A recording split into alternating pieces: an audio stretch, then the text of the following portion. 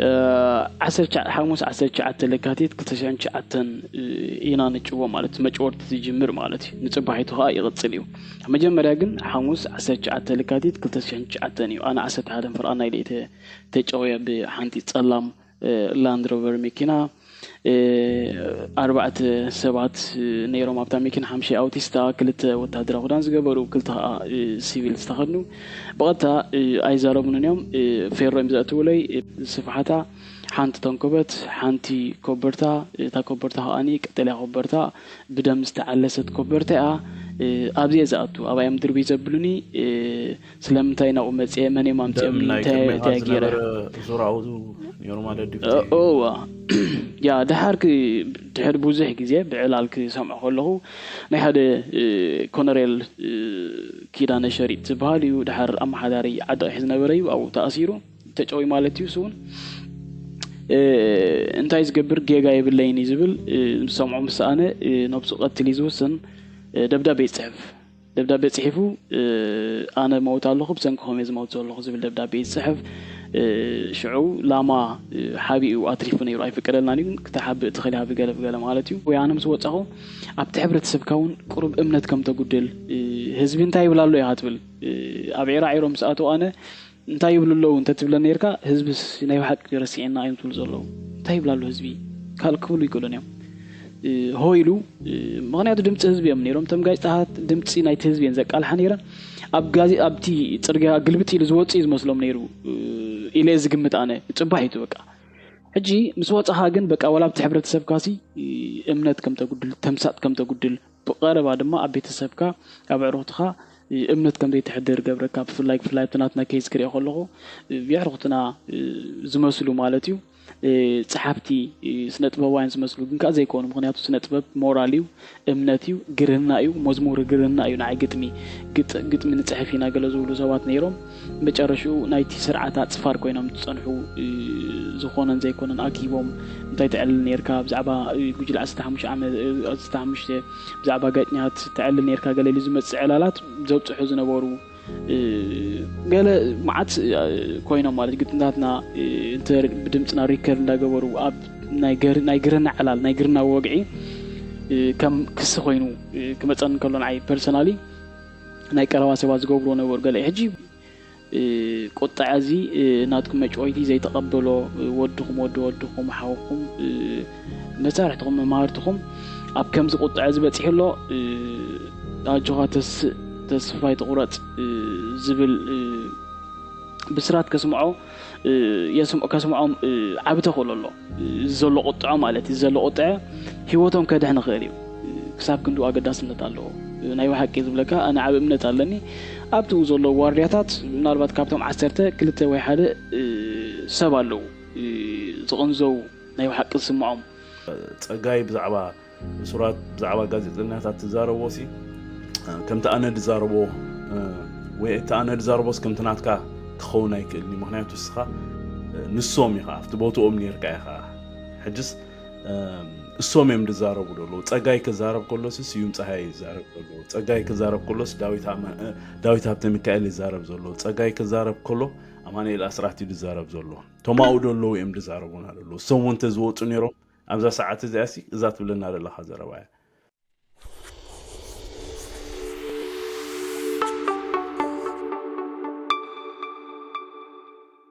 سلام زخبركم تخطاتلتي وايتي جورنال بودكاست زمدبزي اب يوتيوب اب وايتي جورنال زفنو ناي زتا ناي علال مدب كومون اب ايرترا بمقدي اريسات بساتلايت زمحلالف مدبي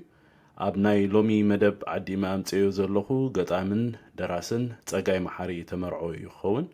مس تصقاي محاري بزعباتي اب زسمونزي اب زغنيات زذكر زلو مبل 22 عمت معصاو غازيطاتات كمون مچواين محيارن غازيطناتات صغايون بولقو غداي ناي مچويتن محيورن زخونه سنطببنيا دراسي غازيطنيا خمخانو متن ناتو ولقاوي تمكرو كمون اسنتنو ككافلنا عديمه يلخو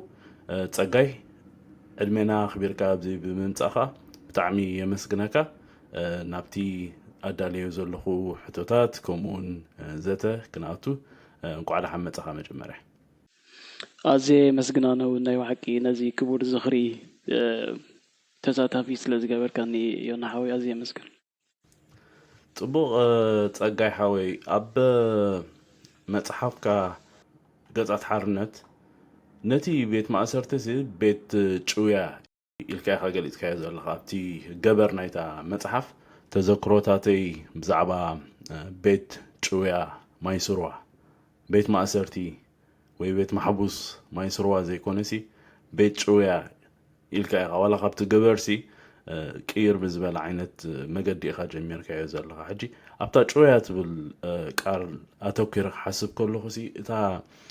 شوية زقات أمتلا علتن هموتن نعخا معاسا نيرا خميا نيرا قرب سكن دحريت ملسا بالكا ذكرنا يا نقلا خليتات ينحوي قديمة كم زول كان زي كبور زخري سلاد عدم كان لنا مسجنكو نطوم نايبر أتبعت آياتنا ممهرنا زلني كبري زلنا فقوت زلني أدناءات أجلت نسدرا بيتهم نتي بيتسب سنة صحفن جازنية بقان دماتي حسب كان مقلات نتأنت بهال أوز قد السبكة زلني نعم في اللي زيك على زولو أبتي عودة زيك على زولو زلنا أخبرت ناقلتكو ناب حتى خان مسكار كابتي بمسارته نكم بعال ما يسروا نكم بعال عيرو نخالتي تزبزح أب إرترا زولو غودا غودي تيكال تي بيت مأسر تزبل كالسي أزيوز نسو بناتي أنتي بناتي رديت بناتي تمكرو مالتي مقنياتو بناتنا كودون كله كابتي أتشواويانا أتأساسنا زي كونسي أتشواويانا جميركا شويايو بمسارته مالتي مقنياتو ما أسرتي كبال كله ناي بيت فرد ورقتك متسكخ ناي بوليس ورقتك متسكخ كاله خاله بهجاوي أجباب يخون مالتيو بدحري ونابتي تأسرو بيت ما أسرت ذاتن كلاي مسألة عليك جبؤن مسألتنا الله مالتي سدرا غريوها قولوا كاله خاله وزح نبيت فرد مقرب الله فردها مفلات الله طبعا لك وقعوي سوريخا كله نجر مالتي أجي ناتنا كمان نزام سولو بقندو دما إزام نايبرعي تبعت صحابتنا قاعد ناتنا حج ذكرهم زولنا خاء كاب ترجيا كاب جزاها كاب جودناتات وي كمزي تمخلي هات أني خا كمزي راديو بانا أبنت جبرهم أخي بالكم تبايلهم تم قاعد نات أو خلص وصدوهم زبزح كاب ترجع إيو تجأوي خيرو اتناتناتهم 20 سبعة مالتي بلهم دي أبالات راديو بانا سلز بالمر استفلاليو أبالات راديو بانا لو أبالات منستر زينا نيروم بدق كمان كالوتنكا كونتريبيوت نقبر أبتن أبغايت أب راديو تلفزيون كان يرنا هجونا يستفلاليه أبتنا صحوف أبغانيات أبغتمي زنقطفو سواتي نيرتي مجويت مالتي حج كاوي زبقاس يقبل كارلي كابتي بقى أتشواوي أنا سي مجويت نيرت تأثيرنا أيقونان مالتي حجي كاوي قرب سمعتي تخاطاتلت نخن ترولهم أب كل تشحن حدا زتأثروا غازيتناتات تصقعي حدا خبهم كم زي كنا من تصارك دلي بلكعتا علت ورحن انت تبرهالنا نسمعتون محجز نيرو تصقعي يا اشي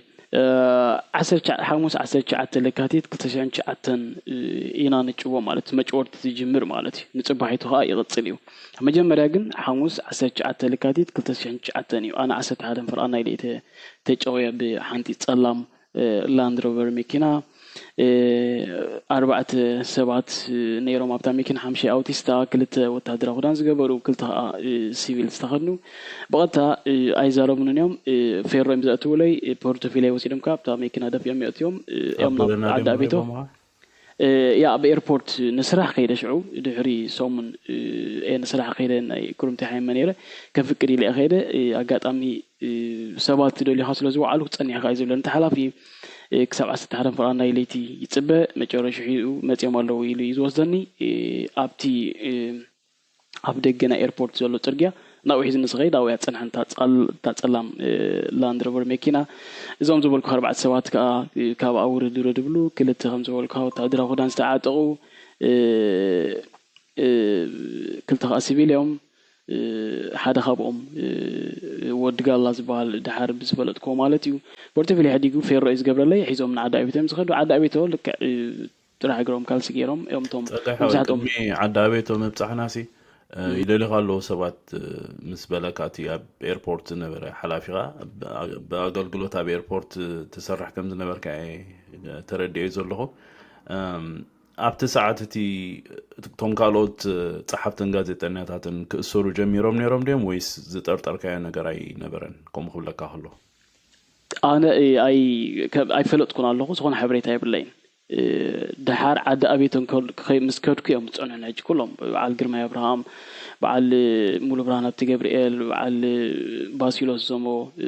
ወዲ ዞሞ ዳይሬክተር ናይ ሬድዮ ባና ገለ ማለት እዩ ግን ከምዚ ከምኡ ክብለኒ ከሎ ግን ሓደ ዘይ መቀባል ነይሩ ወላ ብስራሕ ኣይተቀበልኩም ስለዝነበርኩ ያለ ኩሉ ነገር ክሳብ ኩኑ 4 ዓመት ክጭዋ ገለ ኣይነበረን ጠቅላላ ብለሰይ ማለት እዩ ግን ዝኾነ ዘይ ምች ስምዒት ግን ተሰሚዕኒ ቀጥታው ዝበለኒ ምክንያቱ ንጹር ኣይነበረን ምንታወት ሰባት ስለምታይ ይደልዩ ነው ገለ ዝብል ሕታት ሰዓብ ትሕታሲ ነይሮም እዮም ስለዚ ሕጂ ናብታ ቀንዲ በቃ ናብታ ነጥቢ ቲ መጮይቲ ዝበሃል ወላ ብመጽሓፍ ቤት ጮያ ማይስርዋን ሳሃራን ክብሎ ዘገደደኒ ተጨዊና ኢና ኸይድና ናብቲ ጎዳጉድ ወይ ናብቲ ሸላታት ናይ ማይስርዋ ማለት እዩ ሕጂ ካኡ ቲ መጮይቲ እናኾነ ምዃኑ እንዳዓምቕ ዝኸደሉ ከዓ ብመጮይቲ ናቲና ከም ዝበልኩ ኣብ ጽርግያ ካብ ዝተፈላለዩ ጎደናታት ብዘይ ኣፍልጦ ኣኡ ምስከና ከዓ እቲ መጮይቲ ዝበሃል ቃል ብግብሪ እንዳዓምቕ ዝኸይድ ምክንያቱ ኣብ ሓንቲ 180 ብ180 ዝዕብየታ ሸላ ኢኻ ተኣቱ ኣነ ቀጥታ ኣው ምስከድኩ ነብሰይ ኣብ ምንታይ ዝረኽባ ኣብ ሓንቲ ጸላም ሸላ 180 ዝስፍሓታ ሓንቲ ተንኮበት ሓንቲ ኮበርታ እታ ኮበርታ ከኣኒ ቀጠልያ ኮበርታ ብደም ዝተዓለሰት ኮበርታ ኣብዚ ዝኣቱ ኣብያ ምድር ቤት ዘብሉኒ ስለምንታይ ናኡ መጽየ መኔ ማምጽኦም እንታይ ገይረ ዙራው ኖርማል ዲፍቲ ያ ድሕር ብዙሕ ግዜ ብዕላል ክሰምዖ ከለኹ ናይ ሓደ ኮነሬል ኪዳነ ሸሪጥ ዝበሃል እዩ ድሕር ኣመሓዳሪ ዓዲ ሒዝ ነበረ እዩ ኣብኡ ተኣሲሩ ተጨዊ ማለት እዩ ስውን እንታይ ዝገብር ጌጋ የብለይኒ ዝብል ሰምዖ ምስኣነ ነብሱ ቀትል ዝውስን ደብዳቤ ጽሒፉ ኣነ መውት ኣለኹ ብሰንኪ ዝመውት ዘለኹ ዝብል ደብዳቤ ጽሕፍ ሽዑ ላማ ሓቢኡ ኣትሪፉ ነይሩ ኣይፍቀደልናን እዩ ክተሓብእ ትኽእል ብገለ ማለት እዩ ሓሊበት ተኸይድካ ድዩ ብኻል ኣጋጣሚታት እዚ ክልቲኡ ሰራው ደሙ ናይ ኢዱ ክቦትከ ይጅምር ከባቢ ሰዓት 9 ድሓር ግን ከይዱ ብዙሕ ደም ክፈሶም ዝጀመረ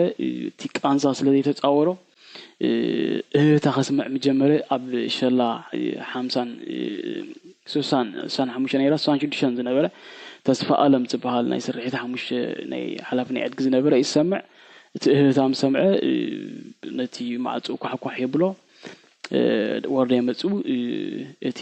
ኪዳነ ሸሪጥካ ወተዘርጊሕ ዝጸንሕ ሰብኣይ ማለት እዩ ሕክምና ኣምቡላንስ ገይሮም ወስዶ ደሂኑ እግዚአብሔር ደሓኒሎ ኢዱ ኣተለምስ ማለት ሕጂ ታኮበርታ ናይዚኣ ድሓር ዝፈልጥ ንዓይ ግን ኣብኡ ምካእቶ ከለኹ ብጸላም ሸላ ኣብዛ ደም ዝተዓለሰት ኮበርታ ኣብታ ሓንተን ኮበት ሰላም ዝብለካ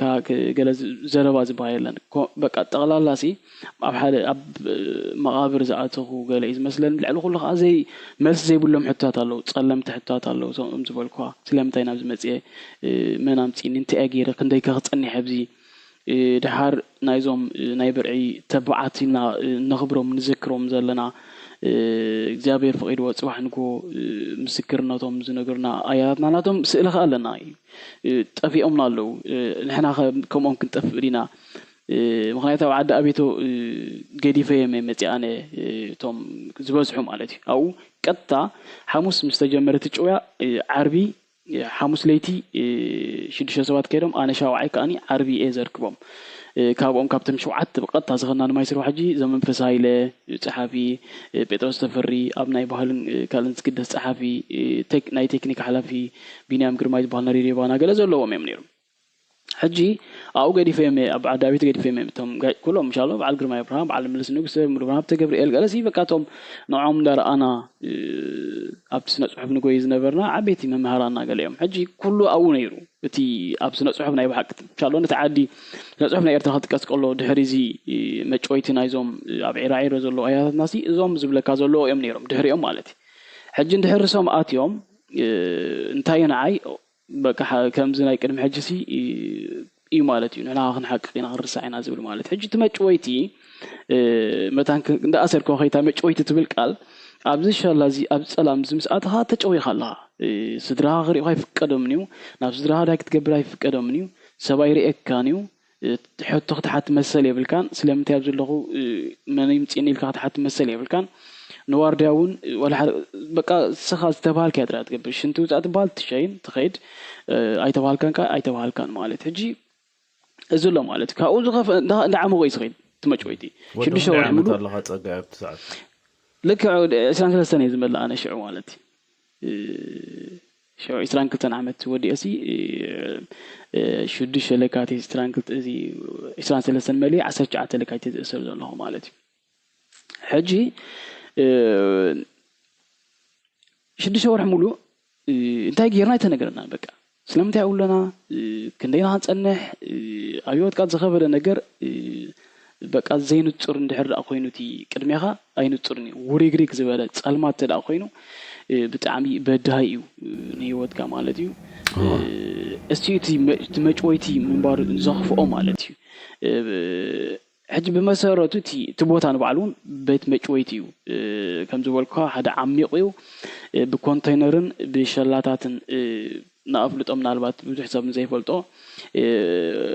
دحار يتحاوسي بده حساب أبزي محبراوي مراقبتات كريه خلوه ما يصيروا يتحاوسي حدا ما يصيروا ترى ما يصيروا له ناي سيجرادوب كلا زسترلو شو عمون توري عمل تأثيرهم له زواتو إن شاء الله بحبر زسترلو سب قال له أتي ناي بحق ما يصيروا جن بكواب سبعة شديشان شلاتات بكوابي 3 كونتينرات زقامة جودا جودي إمالتي هجي أنا مجمرة بشلا سلا سوسان حموشاني نيرة دحار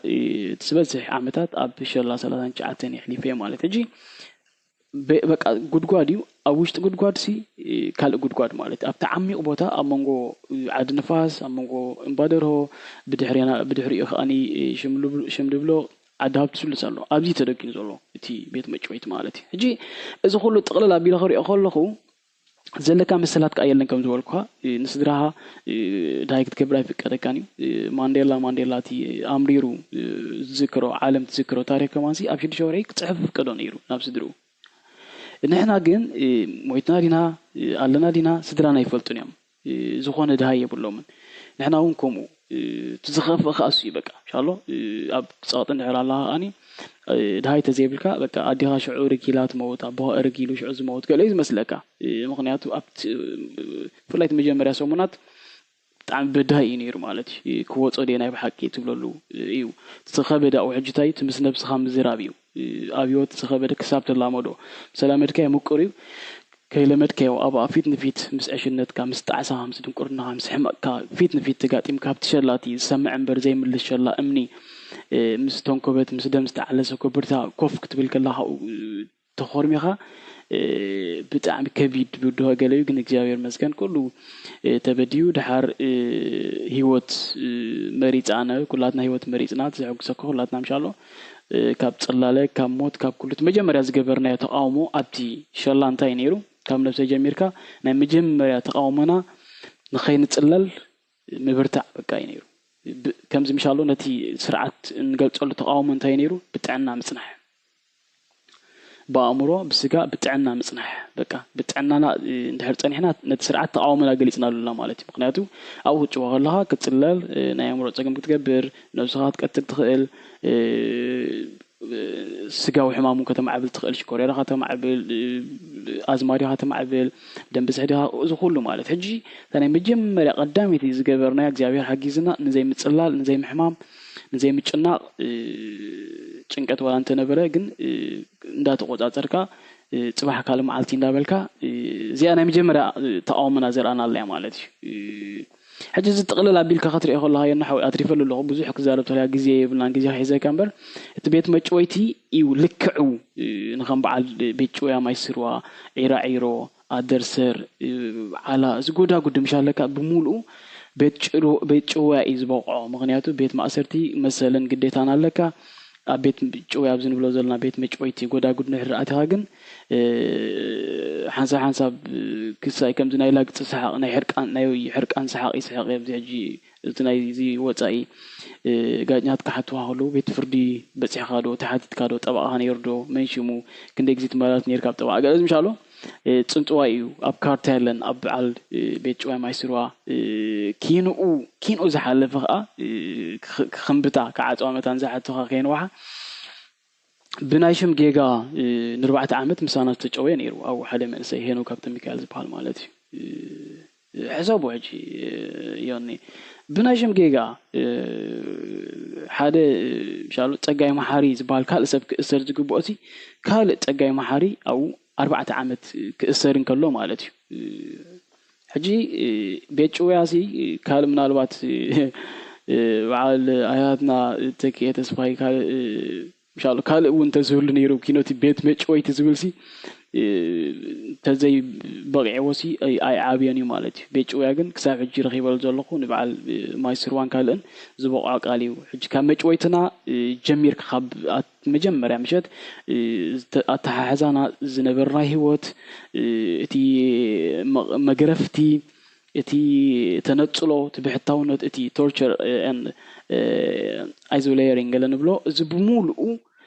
ደሚርካ ቤት ተነጽሎ በሙልኡ በቃ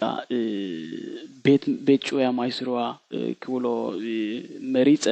ታ መጽሐፍካ ካው ይዝብገስ መዘክር ይጽሕፍ ስለዝነበርኩ ኣብ ናይ ሸqa ወረቀትን ኣብ ጻዕዳ ክፋል ናይ ጋዜጣን ናይ 4 ዓመት ሙሉ መዘክር ጽሕፍ ነይረ ወላ ሰዓት ሓደ ካብ ክሳይ ተመሊሰ ካብ ቤት ምርመራ ካብ መግረፍ ተመሊሰ ኢደይ ክሳይ ኮይኑ ከሎ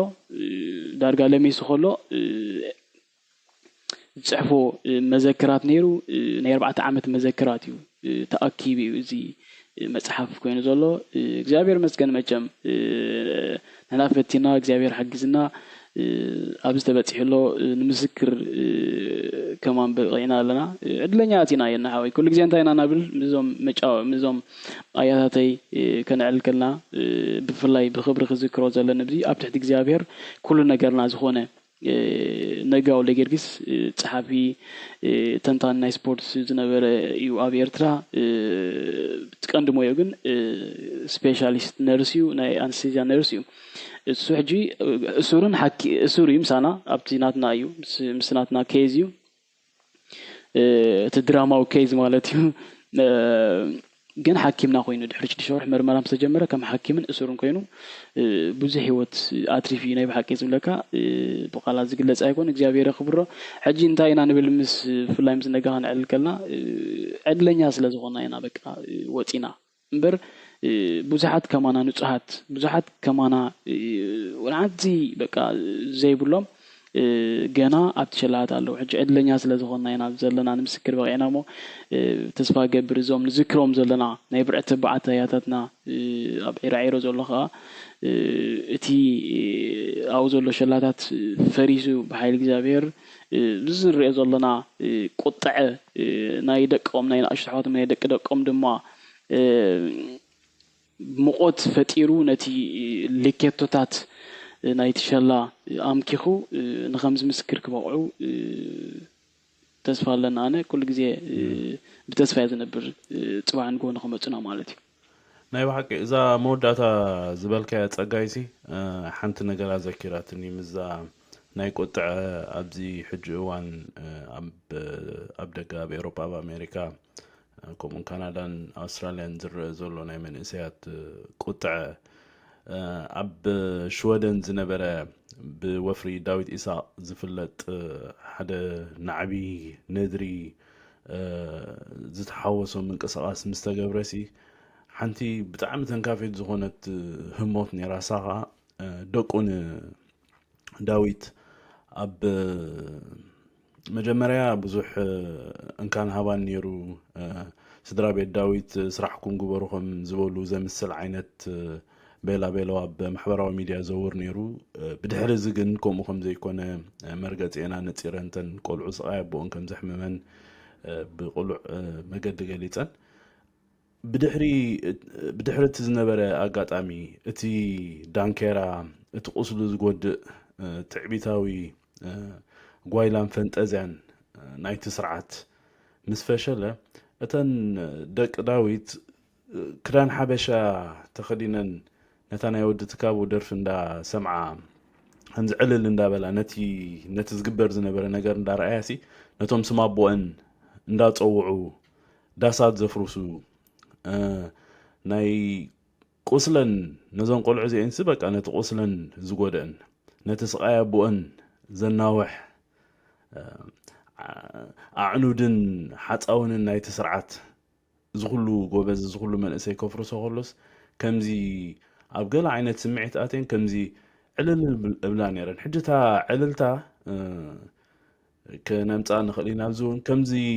ንቡር ዕልልታ ገለ ኣይኮነን ነይሩ ከምዚ ናይ ሓጎስ ዕልልታ ኣይኮነን ተስፋ ዘለዎ ዕልልታ እዩ ቃንዛ ዘለዎ ዕልልታ እዩ ሓበን ዘለዎ ዕልልታ እዩ ድሓር ካስ ተሓቦን ካስ ይገርመካ ከምዚ ኣጆኹም ገለ ዓይነት ኢለንስ ነቲ ብስም ኣቦአን ብስም ውፁዓት ዝቃለስ ዘሎ መንእሰያት ተስፋ ክበኦ ክትርእን ከለኻሲ ኣገዳስነት ናይቲ ምዝካር ነቶም ኣብ ድሕሪት ዘለዉ ነቶም ገዲፍኩሞም ዝመጻኹም ነቶም ተረሲዖም ዘለዉ ወላ ነቶም ብሂወት ዘየለዉ ወላ ነቶም ኣእምሮኦም ዝሰሓቱን ምዝካርሲ ሕልናዊ ጥራይ ደይኮነሲ መንፈሳዊ ግዴታ እንኮላይ ምዃኑ ከምዚ ይስወጠካ ገለ ዓይነት ንዓይ ከምኡ ተሰሚዕኒ ብውሕዱ ሕድሲ እስኻ ፀጋይ ከም ኣብቲ ቦታ ከም ዝነበርካ መጠን ብስም ውፁዓት ዝግበር ቃልሲ ብፍሉይ ከዓ ነድሪ ተቃልሲ መቸም ነዊሕ ዓመት ፀኒሕን ንፍትሒ ምፅዋዕ መሰል ዜጋታትና ተሓሎ ናፅነት ፕረስ ክረጋገፅ ኣለዎ ዝብል ኣክቲቪዝም ወይ ነጠፍጠፍሲ ነዊሕ ዓመት ፀኒሑ ካብኡ ኪኒኡ ግን ናብ ነድሪ ዓንቢቡ ክትሪኦ ከለካ እቲ ዝነበረ ተቃውሞሲ እንታይ ይስማዓካ ንዓኻ? ከምዚ እንታይ ርቲ ኣገዳስነት ናትና ምዝካር ንዖም ሕጂ መጀመርያ ከምዚ ክልተ ኣንፈት ኣሎ እቲ ሓደ ኣንፈት ናብ መንፈስ እቶም ጭውያት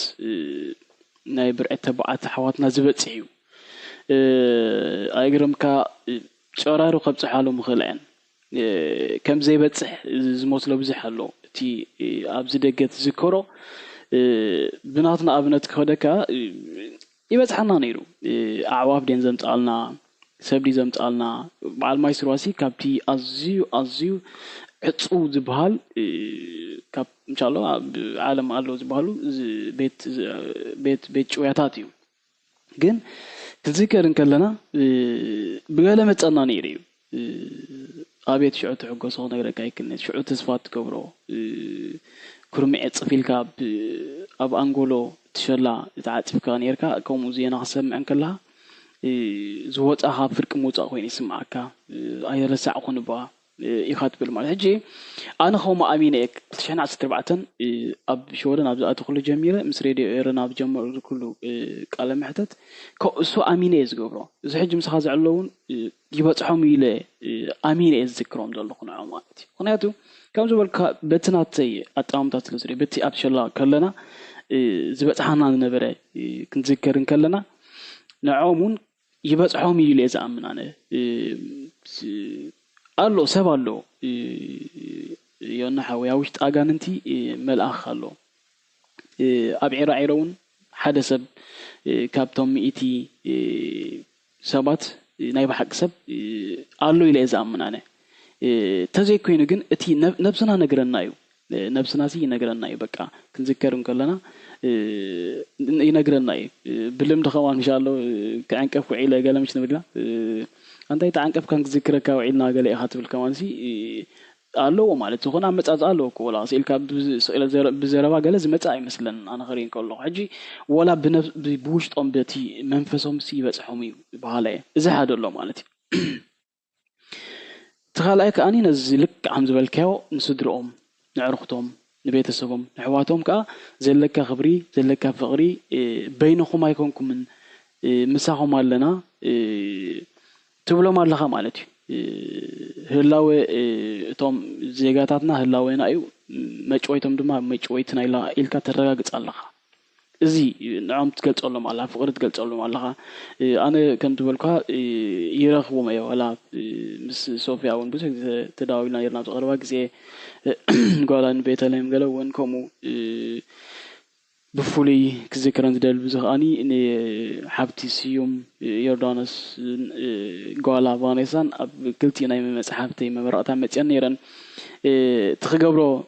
ታንእሽተይ ክገብራ ዝኽእል ከኣኒ ክገብር ፈቲነኡ መፅሓፍቲ ፈሪመ ብሽማቶም ብሽም ናይ ስዩም ናይቶም እሱራት ድማ ናይ 11ኦም ጭውያት ድማ ስእሊ ክሳይ ገይረ ማለት ሕጂ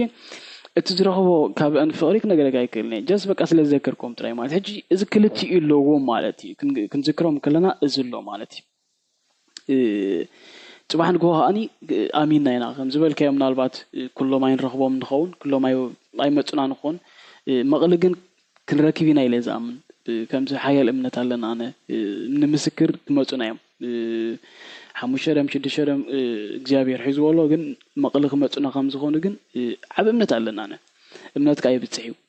እምነት የርኢ እምነት ይዓውት እዩ ማለት እዩ እምነት ብመሰረቱ ንስ እዩ ኢንሻአላህ እቲ ስነፍልጠት ንህለካ እዩ ዝብለካ እቲ እምነትካ ኣሎ እዩ ዝብል ኣሎ ሕጂ ኣለው ኢለ ዝኸይድ ዝምስክር ዝተፈላለዩ ዝገብር እዚ ሓደ ኣሎ እቲ ካልኣይ እቲ ቁጥዕ ማለት ዝበልካዮ እቲ ኣብቲ ቤት መጭወይቲ ዘሎ ሕጂ ብዙሕ ግዜ ብዚ ማሕበራዊ ሚድያ ትሪኦምሽ ከምዚ ተዝኾነ ብከምዚ ተንዝቃለስ ብከምዚ ገለኢሉ ምርጫታት ወይ ከምዚ ክሳይ መጽምሽ በቶም ብዓይነቶም ተጨውዮም ዘለዉ ዜጋታትና እንተንሪኦ ነርና ኣብኡ ነብስኻ ተቐምጣ ከቢድ እዩ ኣነ ከቐምጣ ክእለ ምክንያቱ ኣብታ ጉድጓድ ስለ ዝነበርኩ ኣብኡ ኮይነ እንታይ ጽበኻ ብዝብና እንታይ ንጽበኻ ብዝብና ነይሩ ነስተንትኖ ንጽበዮ ማለት ሕጂ እዚ ቁጥዕ እዚ ሕሰቦሞ የናሓው 22 ዓመት ኣብ ለይቲ ዘኸርድደካ ሸላ ቀጥሪ ዘንድደካ ዝምሽልኦካ ሸላ ن22 ዓመት ቁጥሪ ይኮና 22 ዓመታት ነቢቡ ጥራይ ዝሓልፍ ቁጥሪ ይኮና ህይወት እዩ ዳዊት ይስሐቅ ጓሉ ጓል 3 ዓመት ነይራ ክጭወን ከሎ ሕጂ ኣደይ ኣሳ ኣባሓጎ ኮይኑ በዚ ዓቅኑ ሕጂ በዚ ዓቅኑ ሕጂ እቲ ህይወቶም ማለት እዩ እዚ ነድርዚ ከም ዝበልካ እምነት ኣለና ኣነ ክበጽሖም እዩ በጽሖም ኣሎ እንተ ብወርሒ እንተ ብዋኽብቲ እንተ ብዓዋፍ ብጭራሩ ብሰብ በጽሖም ኣሎ ዝፈጥረሎም ተስፋ ክነገረካ ኣይክእልኒ ምናልባት ሽዑ ሰቢኻ ስጋዊኻ ሕማቕ ሓሲብካ ሎሚ ተወዲኒ በቃ ኣብቀ ብህልውና ይትርጉም የብሉን ኢልካ ነብስኻ ትጎዳ ሓሲብካ ነርካ ትኾን ሽዑ ታ ሽዑ ኣብታህሞት እያ እግዚአብሔር ከዓ ብገለ ገይሩ እዚ ቁጣዕ እዚ ናትኩም መጭወይቲ ዘይተቀበሎ ወድኹም ሓውኹም መሳርሕትኩም መማህርትኩም ኣብ ከምዚ ቁጣዕ ዝበጽሕሎ ኣጆኻ ተስፋይ ተቁረጽ ዝብል ብስራት ከስምዖ ከስምዖም ዓብተ ኸለሎ ዘሎ ቁጣዕ ማለት ዘሎ ቁጣዕ ህይወቶም ከድሕን ክእል እዩ ክሳብ ክንዱ ኣገዳስነት ኣለዎ ናይ ዋሕቂ ዝብለካ ኣነ ዓብ እምነት ኣለኒ ኣብቲ ዘሎ ዋርድያታት ምናልባት ካብቶም 12 ወይ 1 ሰብ ኣለው ዝቕንዘው ናይ ዋሕቂ ዝስምዖም أزيو فولي كبر لنا نحجي ما يصيروا معرتهم أجاننتي توم الأخت لو كل جزء حجنا توم الأخت يذكرنا توم سوات يذكرنا توم فقرام كل نجارم ذهبنا بقوم يزعقنا بقوم غير يزدم سو حجي نعم كذكر يزمرت كل جزء كابتهم عسرتن دحر كل تسوات يوتهم أبو ساعات يوم فقرن مورال أجها سبي السر فتح زبلني بفولي يذكره مزيات تحز تقاي قدم حجي اب زغبرك علامته يقسي ابت مجمريا ፍጹም ዘይተቀበልካዮ ከለኻ ነቲ ማእሰርትኻ ደርጋ ነብስኻ እውን ረሲዕኻ ኣብ ዝነበርካሉ ህሞት ሓደ ምስ ዋርድያ ኮይኑ ዝመጻካ ሓኪም ነይሩ ሞስ ከምዚ ሓንቲ መዓልትስ ዋርድያ ብድሕሪት ምስ ተረፈ ከምዚ ተኾርሚኻ ኣብቲ መሬት ምስ ረኣየካሲ ዘባራበረካ ፍናን ዝሃበካ ዘረባ ተዛሪብካ ሱቓስ ጸጋይ መሓረ እንዲኻ ስኻ ተመርዖ እንዲኻ እንገለ ሕጂ ቤት ማእሰርቲ خاص እንታይ ዝገብረካስ ዘይሰብ ዝገብረካ ينبركخካ እዩ መንነትካ እዩ ዘጥፋልካ ቤት ማእሰርቲ ኮነንሲ ወላ تعليم ولا سوا ولا جلسي كابتا بطح كابتا አይነት ረክት ዕለመላይልካ ዝኸድካ ምስ ወረድካ ትወርደካ ሻሙጥ ኣብሩኽ ምስተባሃልካስ ካብኣን ይወስድ ተንበርክኻ ኢኻ ትቕጽል ካብኡ ብዝኸፈ መጠኑ ከዓ ቤት ማእሰርቲ ማለት ሕጂ السغاس كنتي زغلت كايو تزاربو سبب الكان انتاي خان يركا تمهراي دي حكيم دي اب ايربورت ري تسرح قال ولا حدا زفلت سبب لقدس نون ايكونن ولا تشمكاس يرسع قوم نجر كاي يرسع موس سويل كاس فطرت طراي تخون بقى خمزي بيولوجيكال اورغانيزم مشالو هيوت زلو نجر طراي كم حسخا كم بقى سويل لك حسخا بولو ويقال تمام بولو صافت حمد اب تحت تمريت طراي تنبر لها خمزي تموت طراي يروم يقتلوها ابزا خمزي اما هموت كن نعخاس نفس خايتود ايتس نفتس طراي كابز بوتاس انت حيزو خوصي يلكا تحسب كتقلا لك زبلك بملأخت قلت حدا سب كم زنبر نيرومو مزت بلو زل خان سلسته حصور بزعبا اون تتملسنا تبو نيرو هو كم زبولكا ማለት ኣብ ዓድና ዘሎ ስርዓት ዘይብሉ ስርዓት ክጨዊን ከሎ ዜጋታት ብፍላይ ከዓ ምስቲ ሓሳብካ ናይ ምግላጽ ምትእሳሩ ዘለዎም ሰባት ክኣስር ክጨውን ከሎ ክልተ ነገር ይዝገብር መጀመርያ ማለት እዩ እቲ ሓደ ምጨወየካ እቲ ህዝቢ እቲ ኣብዛሕ ህዝቢ ዝበዝሕ ህዝቢ ዝጸልኦ ሕብሪ ዝለኸየካ ይበቃ ይልብጠካ ማለት እዩ شعبت حزب سي كمزي ان شاء الله ولا اديخا وي حوخاسي جلس غير مالو يبروها جلس غير لو مالتي بر فلاي اندانا وحمس كده بوز عامتات زخونه ماسي جلس غير مالو بر كل 3 عامت زي كوني كچوي كل نيم زي ولا حدا بقى ان شاء الله حوخا اديخا عارك كل ነገር ካስፈልጥ ንጽህና ካስፈልጥ ገለ مالتي تخاليت اني بدحريت بحزب كم ترسع كم يغير كم ترسع يسرح مالتي زي انكلت انجل از قبل حجتي او بدحري مستجوها خاني ابتج او كتصلل كم عنده يزبلنايو نفسها تودق كلا اهلي ترجم يقولون كتبل بفلاي كم زبل كم مزنات ناس تاثر كاني 10 عامت استجوي قدمنا عبيتي ياثنا لو صحفت قطمتي غازيطنيات اجومي موني كلا بقى زي منبر حش كتبل أمور بدحريو كم زي بكام شالو كتف قالو إيو ناو كتشوي كخلصي كتزانا قاعي يكون عند كتشوي كاتولا نابت كات سلازيم أب كم زي هموت يوم توم كاب عسرته حدا ويكلتسب أبتي ماكل جانم مال أخذ سخونه مالتي إزي أمناتي قات أم خاني لك خمو هيوت جبيلو تسلميتو تسفاتات ببحد كشربن كله زمتانيو حجي بقى عصفي له هرميله ناي كرمتيك انزانير بتعمي دحر كفا كمزي حج كان عللون كلنا مزم عبيت ممهراني كاب عدا ابيت خيد كله شاربانيرني ناي كرمتي كنزولك انزا مستعد من مستقله مغي بلعكم 3 4 معلتي زوصاي مسلون بقى حجي نعلل مشابزي نبسي محرب تعم زخبرو تسفاجر كسبته نايم سرت مرتي هزبا وركبات نيرو أبزنا أي كورونا تفعلنا مالتي عبيت سوات كابتن عبيت سوات يوم سنة نورو حجي كومي زبلنا حجي كلا زوال عبك أي وطاني ما كان سمع قال لنا سومن كنت سومن نغني كأننا قال زبلنا حجي أكم زي موت نكلخو بتيك أنزا خرمتي بتتسلام قال كل نجار سلام زبلة كايلنا كم زول كها واردها متيو شيء قريب الكاجل إيش خيد أبسالستي معلت مالتيو أتصف كرميلن كلخو أبتي سلام شلا إزمت زي مرفق هو جن زغني نايفوس راس مرفق هو جن غنيو كلتا معلتي مسواردا متيو سالستي معلتي انتاي زغبر اقدم يزمت خاني ابتي ابدك شلا كيك قربه مالتيو يمان انصغامن قولي حيلو قطታ انتاي زبلني تزاز زني فقر زلو حاليت زلو مورال زلو هيوت زفت تزاز زني تس صلاينا يكورم كوميل كايت كورم يزبلني قلطيفينا قحخون مخنياتو سب يلنا بزي لا ودي يعني سب كوينه ما يراين نيرون كلهم مساكين ولا مشالله تم ولا حنتي ترى زي ولا ما بتي مچويتنا مالتي حجي حاله تسخف شجرو ناي سرعت كاي بسنكو ابكالو سبات امنت كم تطف غبرك يفتاتنك اي بتعمي امنت كم تطف ابكالو سبات ابصدر حوات كاي ترف مالتي حجي أي نقحون تبغى جيرة جنت هاي زبلاني تمر عندي هاي زبلاني شعون يمان تجمع لا تمت مالته خنيات زربني فكرون أيكون لهم عين زربة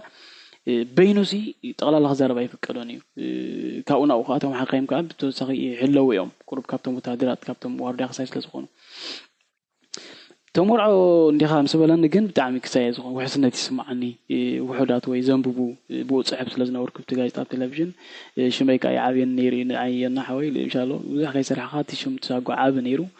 ولا حنت خيف لنا شمنا عابين نيرو مالتي حجي تمر عزول ساقو جنون نيرو أب تلفزيون أب قلنا بسلزنا برنا مالتي حجي كم سبب لأنه وحسنا سمعني ويبلا أنت يزبل لنا شعو 4 عامات زنور كله قالاتي زبني بدحري وحيل قال نيب حكي سمعني إن شاء الله كسب كندو وحيل قال سي أي كساي أي نبور كون ولا تسمع عندي هجن أي نبور كون بدحري كنت حيل قال نبير لي 4 عامات أنت يزبل لني وموس خلا أبو تخاندي خامت هذا حنت معلتي كابش لازم توصموان كأمن كابش لازم تحيزي إخوات إلك تراي حساب يزبلني تفلدها بقى يا نحوي بقى كابي مسيو زي والكو وشت أو تسفى مورال حيلي سمعني بديت بقى قد تخابتي كورنا اتشلاتون كوبت تعاطي فولد نوركم بديله افريقيا تشلاي سقوم سبولك شمو خاطبو حدو يغنى لك قبلو ندابلكو ግን محمد صالح زبال تحز مفتح يزمصنا كفيتو يتو مرف وغيني زغيد مرف ناي فوسر زيكون ناي هوت مرف انكو لاي وغيني زغيد بدحريو ايتملسن كيدو واسي كابتي بيت چويا مايسرو ايرخبكون شمو حتى يرجع لم تراي زبال ابزالو እግዚአብሔር بسلام بفقر بتاعنا يحلو بزاي زي فتي نغرخو كمسكنو كساب كنده هيوت يبنسي زفلط ايمسلن قالاتنا هيوت قتلو هيوت كفطرو وهيوت كو خمس خلو قال بزح عين ذكروينا حجزي كبور حوكاني كساب كنده هيوت يبني نعيد راي زي كونس بدحريو نبيرو اللي أنا بزي قال عالمي زبلك بدحري نبيرو اللي أنا نعو موسى كم زي حق مورال مشالك نع خاصة قبل كان خالت قبر له تزقبر كالخاني نخالت تبو يقبر كم ده ولا مش حق مورال زي عن كيليو التسوسنا يزقبر لي أبحدش أسرات 4 عامات كنورو فتينا ينايلبي مالت نايو حق نايلبي بك أبنسنا بقرنا حدش أسر كمتسن كلبتي كوربيتي مجب قال يكون أنظر له أبتهم وتي أنا بسخي قتل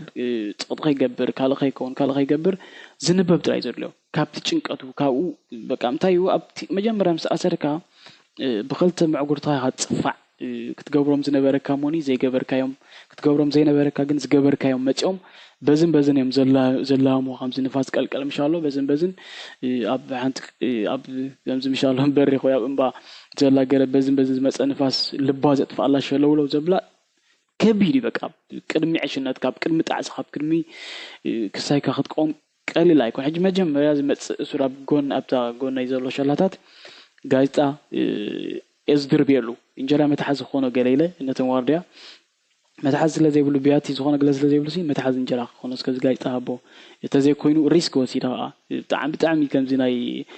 ሪስክ ብጣዕሚ ኤክሳይዝ ገብር ነይረ እግዚአብሔር ባዕሉ ንሓንቲ መዓልቲ በቃ ከማን 4 ዓመት ኣይተረኸብኩን ሓንቲ መዓልቲ ጥራይ ጎረቤተይ ዝሃብኮ ጋይጣ ክልርብየለኝ ከሎ ንሽንት እንዳወፃና ተረኺብና ተዘይ ኮይኑ 4 ዓመት ሙሉ ብፊኒስት ብመሳኹቲ ናይ ሸላታት ክሳብ መጽሐፍቲ ምድርባይ ክሳብ ጋዜጣታት ምድርባይ ገለ ዝግደፎ ካብ ሓሊፉ ናይ ሞራል ደብዳቤ ጽሒፈ ኣብ ናይ ሸዋዕ ሶፍቲ ዝድርበሉ እዋናት ነይሩ እዚ በቃ ከምዚ ይክሕሶ ነይረ ማለት እዩ ነዚ ይርጋ ዓለም ዝበሃል ህይወት ዝሃበን ሰብ እሱ ዝሃበን ህይወት ሲ ብዙሕ ህይወታት ሞራል ሂቡ ኣድሒኑ ገለ ማለት ሕጂ እሱ ነይሩ ከም ይርጋ ዓለም ኣብ ዒራዒሮ ኣለው ኢለ ዝኣምን ኣነ ናይ ባሓቂ ዝብለካ አለው ምናልባት ድሩትነት ለኾን ካልኻል ለኾን አው ሓንቲ ቃል ያበቃ ህይወት በቃ የናሐው ያው አጆኻ ጽናዕ ትባዕ ቃል ማዓልቲ እንድሕሪ ልካሰብ ካልአይ ለካኒ በቃ ፍርቅ መውፃእ ገለ እዩ ስለዚ ኮሙ ክህሉ ኤውም ኢለ ዝኣምን ኣብ ዒራዒሮ ጽባሕንጎ ክጸዊልና ዓቢ ተስፋን እምነትን ኣለና ማለት እዩ ዝወድግ ከም ዝወልካ በኸብሪ ዝክሮ ኣብዛሎ በሰላም አሉ ማለት እዩ ሲዩም ፀሃይስ ፀጋይ ብዛዕባ ናቱ ታሪክ ህይወቱ ከንብብ ከለኹስ ኣብ ገድሊ ከሎስ ናይ ውላድ ባህጊ ነበሮን ምክንያቱ እንታይ ከም ዘጋጥሞ ፈልጥ ስለ ዘይነበረስ ከምዚ እቲ ዝኸፍ ናቱ ብህራር ወይ ዘጨንቆ ዘጽልኦ ነገር ካስ ንውላዱ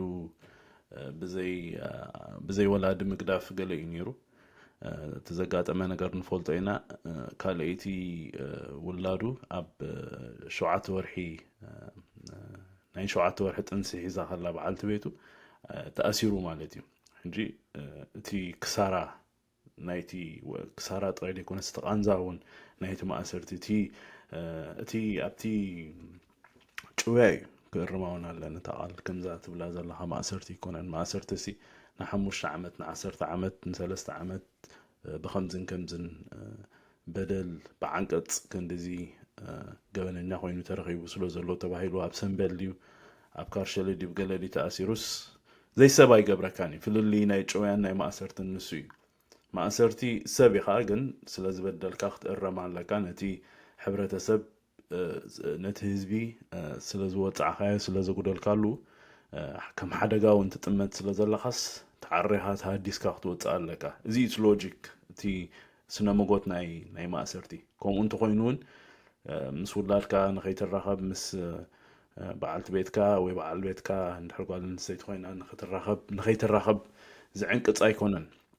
ሰብ ንኸይትኸውን ዝዕንቅፀካ ኣይኮነን ንኽትመሃር ንኽተንብብ ሰብ ኮንካ ንኽትቅፅልሲ ዝፃብኣካ ኣይኮነን እቲ ሲስተም ማለት እዩ እቲ ናይ ማእሰርቲ እቲ ናይ ተሃድሶ ክበሃል ከሎሲ ሞያ ሰልጢኖም ወፂኦም ኣብ ተሃድሶ ኣብ ሓስሓስ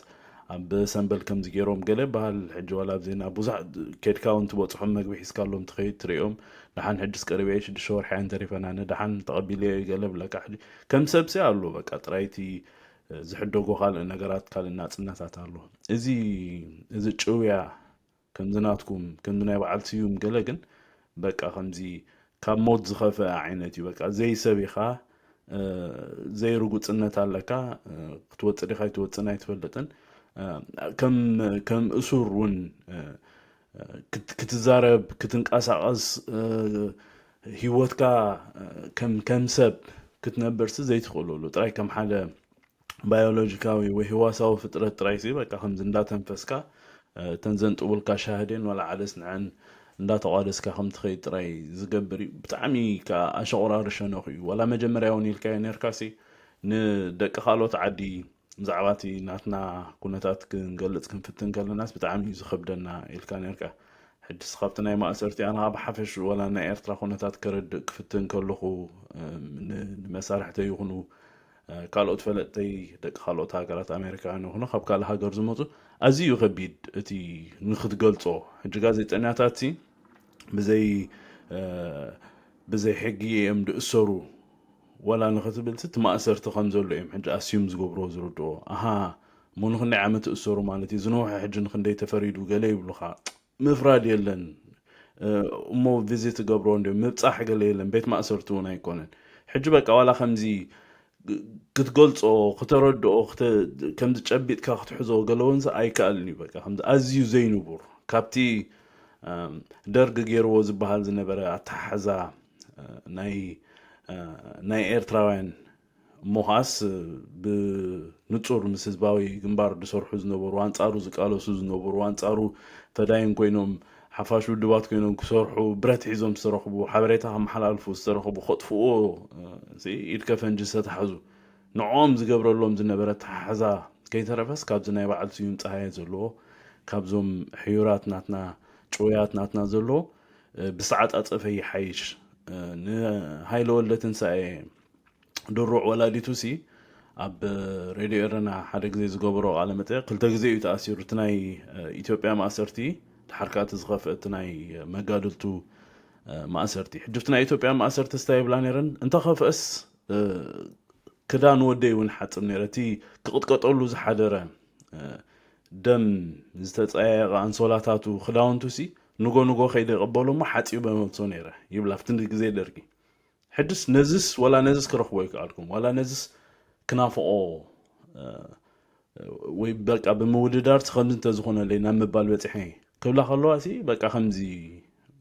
انت يلكا خم تحسب انت يلكا خم كم تردى قال ولا يو زطفاكا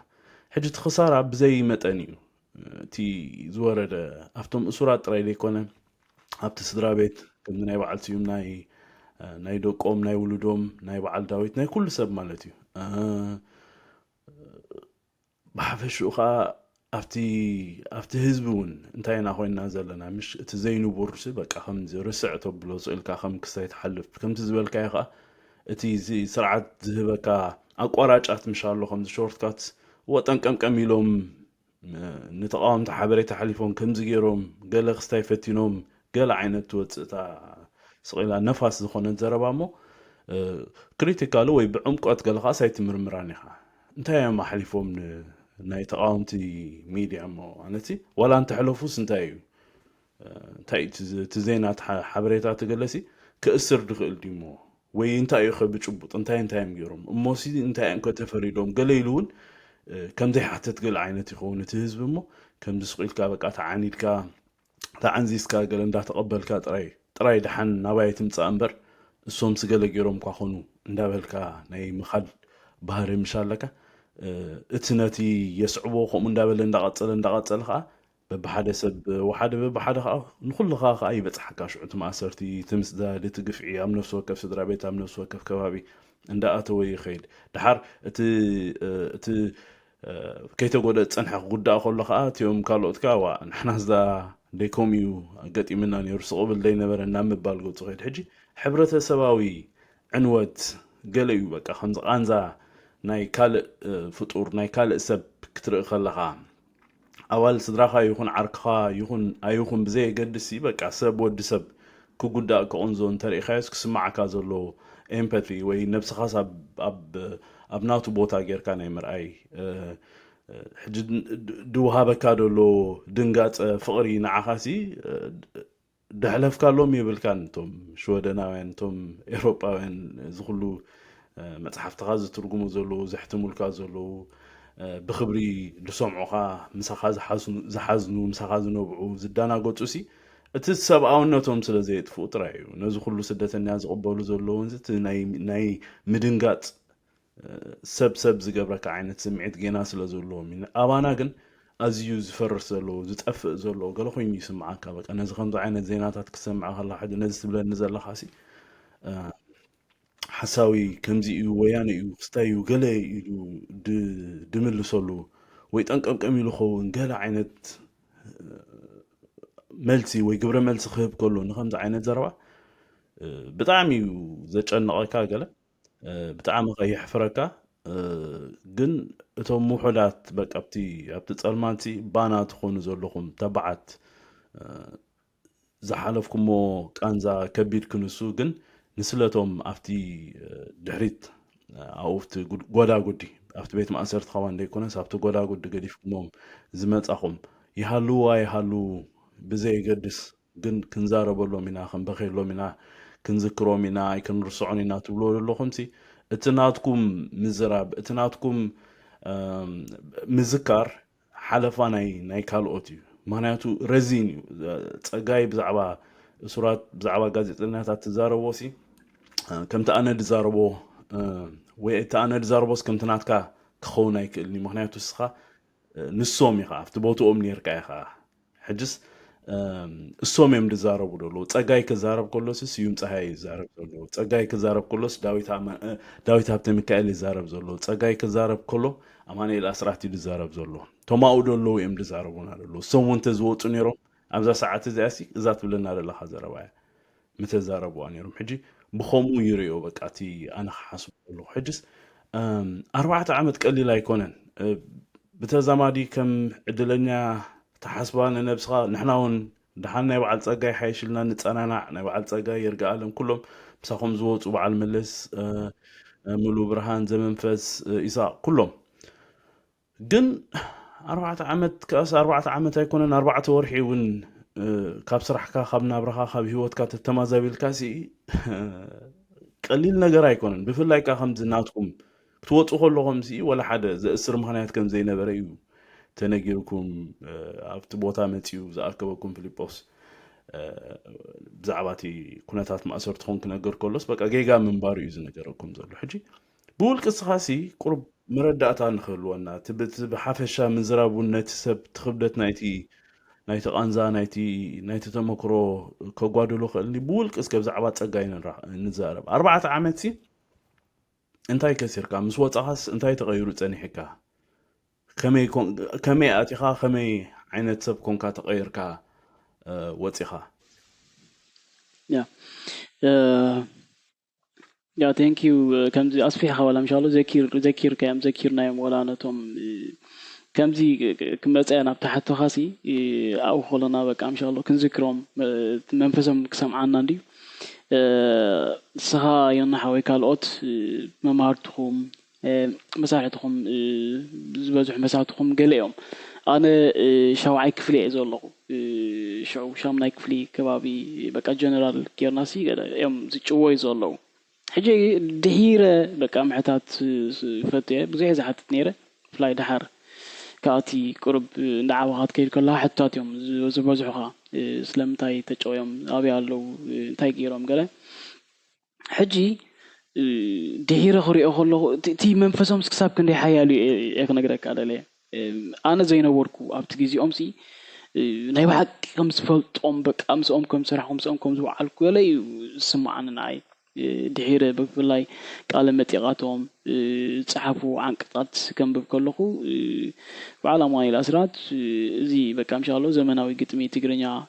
ኣብኡ ዝገበሩ ኣብርክቱ ሕጂ ግጥምታቶም ከተንብብ ከለኻ ገለ በቃ ፍሉይ እዩ ናይ በዓል ስዩም ቃለ መሕተት ከተንብቦ ከለኻ እንታይ ዓይነት ሓንሳብ ወረድኒ እንታይ የብለ ከምዚ ኣንታ ኣብ ኤርትራሲ ሓሳብካ ናይ ምግላፅ ነፃነት ዳርጋ ብጥር ዝበፅሓሉ ግዜ እዩ ነይርባ ገለ ኢኻ ትብል እዚ ኣብ ገልዓሎ ኣይ ቲንክ ስኻውን ምስኦም ኣብቲ ግዜ ዝነበርካ መስለኒ ክልተ ተማሃሮም ክሞቱ ከለዉ ሽዑሲ በቃ ናይ መፃኢ ወለዶ መራሕቲ ብናይ ሎሚ መራሕቲ ይቐተሉለው ተባሂሉ ኣብ ጋዜጣ ወፅሙ ሓሰብ በዚ ዘለና ሕጂ ራዕዲ ፍርሒ ከምኡ ዓይነት ክወፅእ ከለዉ ናይ በዓል ዳዊት ሃብተ ሚካኤል መቃልሕ በቃ ብትብዓት ዝመረረ ህዝቢ እዩ ዘቃልሕ እዚ ጋዜጣ እዚ ህዝቢ ከይብደል ህዝቢ ከይጎሳቐል መረሩ በቃ ዝሕትም ገለ ክበሃል ከሎ ገለ በቃ ሕልሚ ኮነ ናይ ሓቂ በቃ ነይሩ ድዩ ኣይውሽ በቃ ኣብቲ እዋን ቁርብ ልብሱ ዓቢለ ስምስኦም ነይረ ገለ ዝብለሉ እዋን ኣሎ ግን እቲ ሓይሎም እቲ መንፈሶም እቲ ትብዓቶም ገለ ግን በቃ ውሽጢ ኣሎ ሻባ ሰዓት ምስኦም ከም ዝነበርኩ ክሳብ ስማዓኒ ይገብረኒ ማለት ከም ዝርዳእኒ እሱ እዚ መንፈስ እውን ዕለታዊ ክምስክረሎም ክዝክሮም ዝገብረኒ ኮይኑ ስማዓኒ እቲ ናይ ውላድ ዝጠቀስከ ብጣዕሚ ዓብይ በቃ ዓብ ኩርና እዩ የናሓወይ ገርምካ ولابتي بيتشوي ما يسراون أنا حايش مالي بتزامادي كابتهم دقم قديفهم تجوي مسانا هابتا مريم نغاسي زبال نيرو عبي أبونا مالتيو ودي بقى يزبل نيرو كلاي بقى ودي بقى إن شاء الله أويات بقى مجمرة فلاي ودي بقى كلاي دمت النيرو حجي بتعمل كبير قال بعين بيتسب كتير كلها بيتسب كأيو تسخف السرو أو كلها سي لعلي ناس بيتسب يسر بقت بيتسب يجوا وحسب وندني دابو أسرت كو صدرا ملت كو أب سدت على جابير سلام بتعنا هلو أبزه هلو بسنكي مجويتي نايت برع تبع آيانا ماني لسرات نايت بعل سيوم صدرا بيتا بيالو تروحوا تعرفوا جزاوتكو حجي سدرابيت زوسي سدرابيت زوت تشويو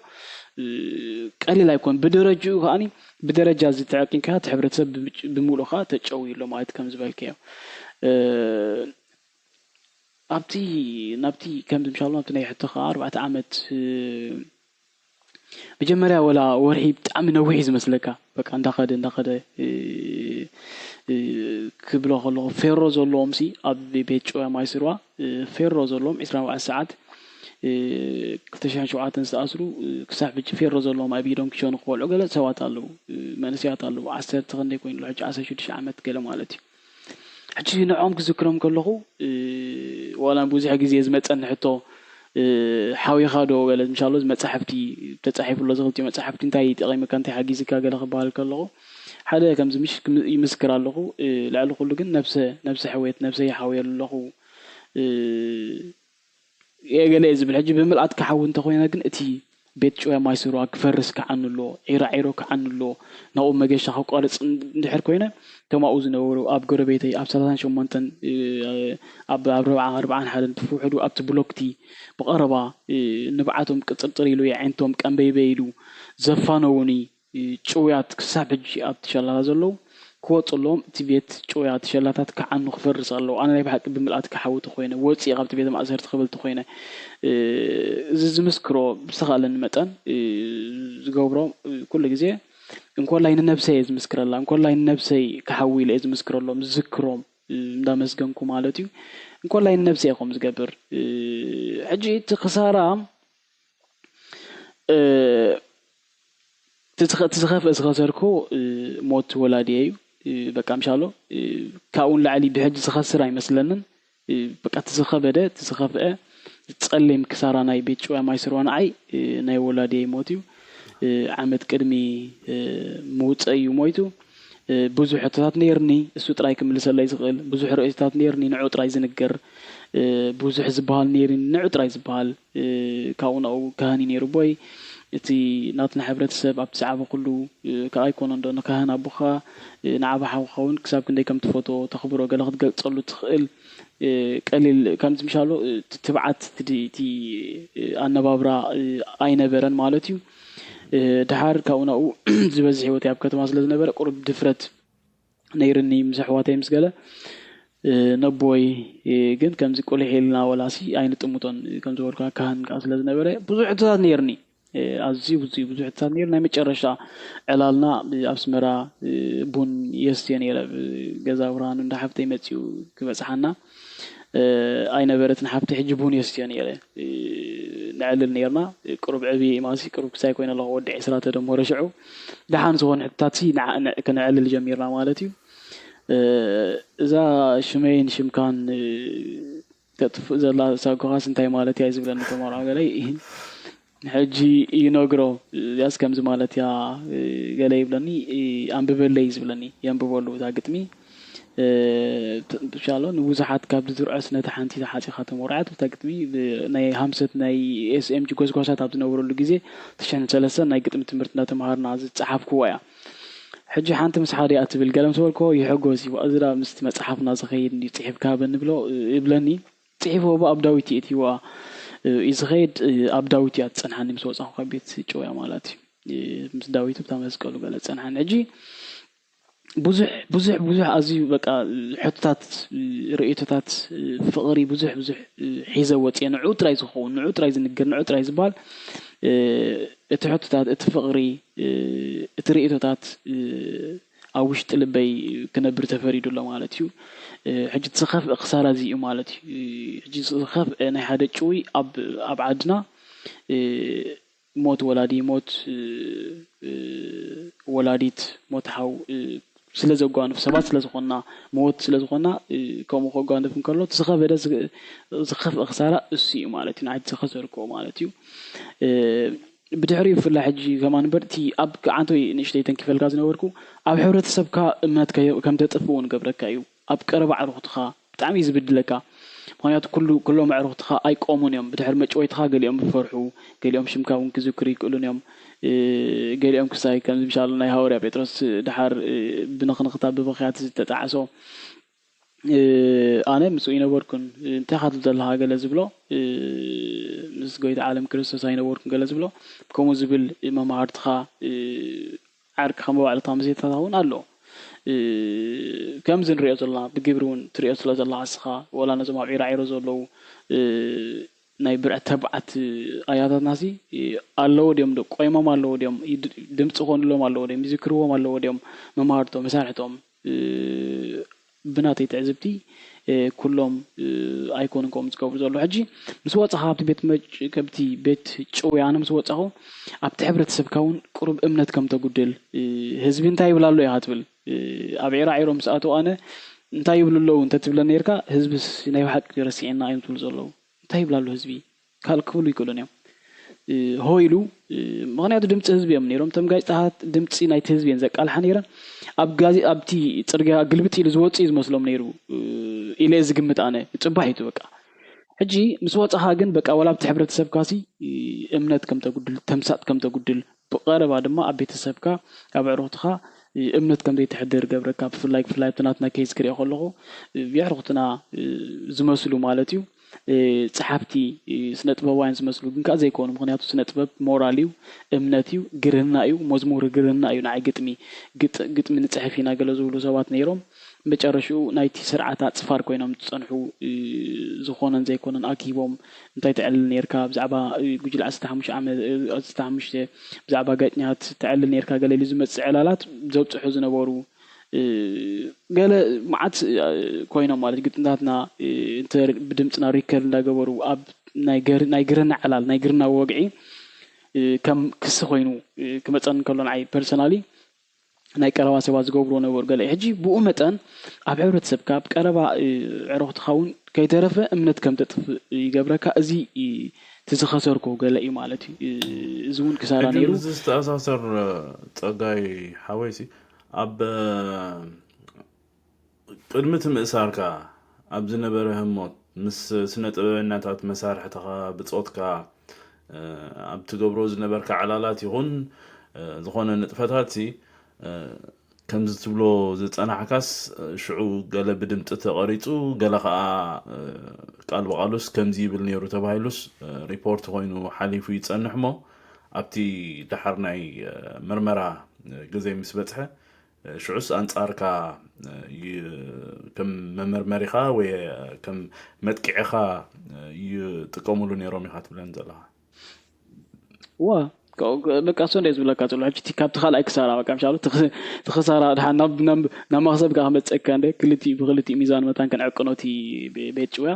ትኽሳራ ግን ከም ዝብልኮ ንዓይ ፐርሰናሊ ብውልቀ መታን ተኣማንነት እውን ክህልዎ እቲ ናይ ኣቦይ ምስ ወላሓደ ክወዳድሮ ዘይክእል ክሳብ ሕጂ እውን ካብቲ ቁሩብ ዘይሓወኹ ፅቡቅ ገለ ዘይሓወኹሉ ክፋል ናይቲ ቤት ጭውያ ገለ ትራማ እሱ እዩ ናይ ወላደይ ክሳራ እዩ ብድሕሪ እዚ ኣብ ሕብረተሰብካ እንታይ ኮይኑ ዘይሓተተለይ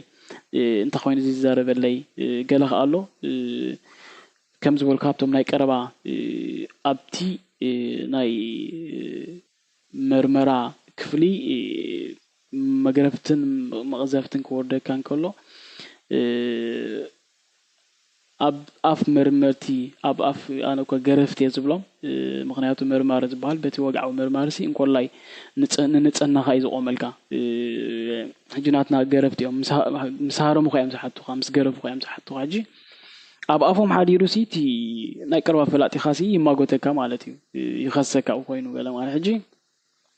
በዚ መንፅር ክሪኦ ከለዉ ወላቲ ኣነ 6 ወርሒ ኢደይ ለሚሰሉ ዝነበርኩ ብሳዕ ብጂ ንእሽተይ ቃንዛሃት ኣለን ብፃዕዳ ኢደይ ምክንያቱ ተረጊፁ ብፌሮ ኣድጊ ኢልና ንፅውዖ ምሻሎ ልካምዚ ጎማ መኪና ተስጥሞ ኣስጢሞሞ ስለዝነበሩ ሓደ ለይቲ ድሓር እውን 5 ሜትሮን ላዕሊ ኣብ ቦሎፎን ዘይብሉ ሰቂሎም ነይሮም ከባቢ 5 ሜትሮን ላዕሊ ተቀዳሜት ለይቲ እቲ ፌሮ ኣድጊ ገይሮም ዝተስጥሞ ግን ዳዊ 6 ወርሒ ለሚሱ ነይሩ ኣብ ወግዕ ክለምስ ከሎት ቀንዲ ዘኸትከቱ ንሽዑ ግጥሚ ኣብ ትራክ ብ5 መዓልቲ ቀንያ ስለዝነበርኩ ኣብኡ ዘስካሕክሕ ትርኢት ምስ ረኣኹ ከምዚ ናይ ዞባ ማእከል መንቀሳቐሲ ሒዘሲ ንጋሽ ባርካ ብውልቃዊ ብናይ ሃፍተይ ጉዳይ ከይደስ መሊሶም ንካባረንቱ ተኺሎም ዶ ንስመራይ ስደድ ናብ ተኺማሲ ነፃ ይግደፉኒ ግን ብትራክ ቢኻ ተኸይዶም ዝብሉኒ ኣብኡ ዘስካሕክሕ ኣብ ውሽጢ ጉድጓድ ስካልእ ጉድጓድ ኣብ ውሽጢ ብ4-5 ሜትሮን ንታሕቲ ትራክ ፐሲ ብጀነራል ሑሴን ዝተሰርሐ ብናይ መገዲ ባቡር ዝተሃደመ እዩ ኣብኡ ዘስካሕክሕ ትርኢት ምስ ረኣኹሲ ግጥሚ ናይ ስምዒት እዩ ኣብኡ ኮይነ ብዛዕባ ፍቅሪ ብዛዕባ ገለ ክፅሕፍ ኣይክልኒ እቲ ኣብኡ ዝረኣኹ ብዙሕ ግጥምታት ፅሒፈ ወፅየ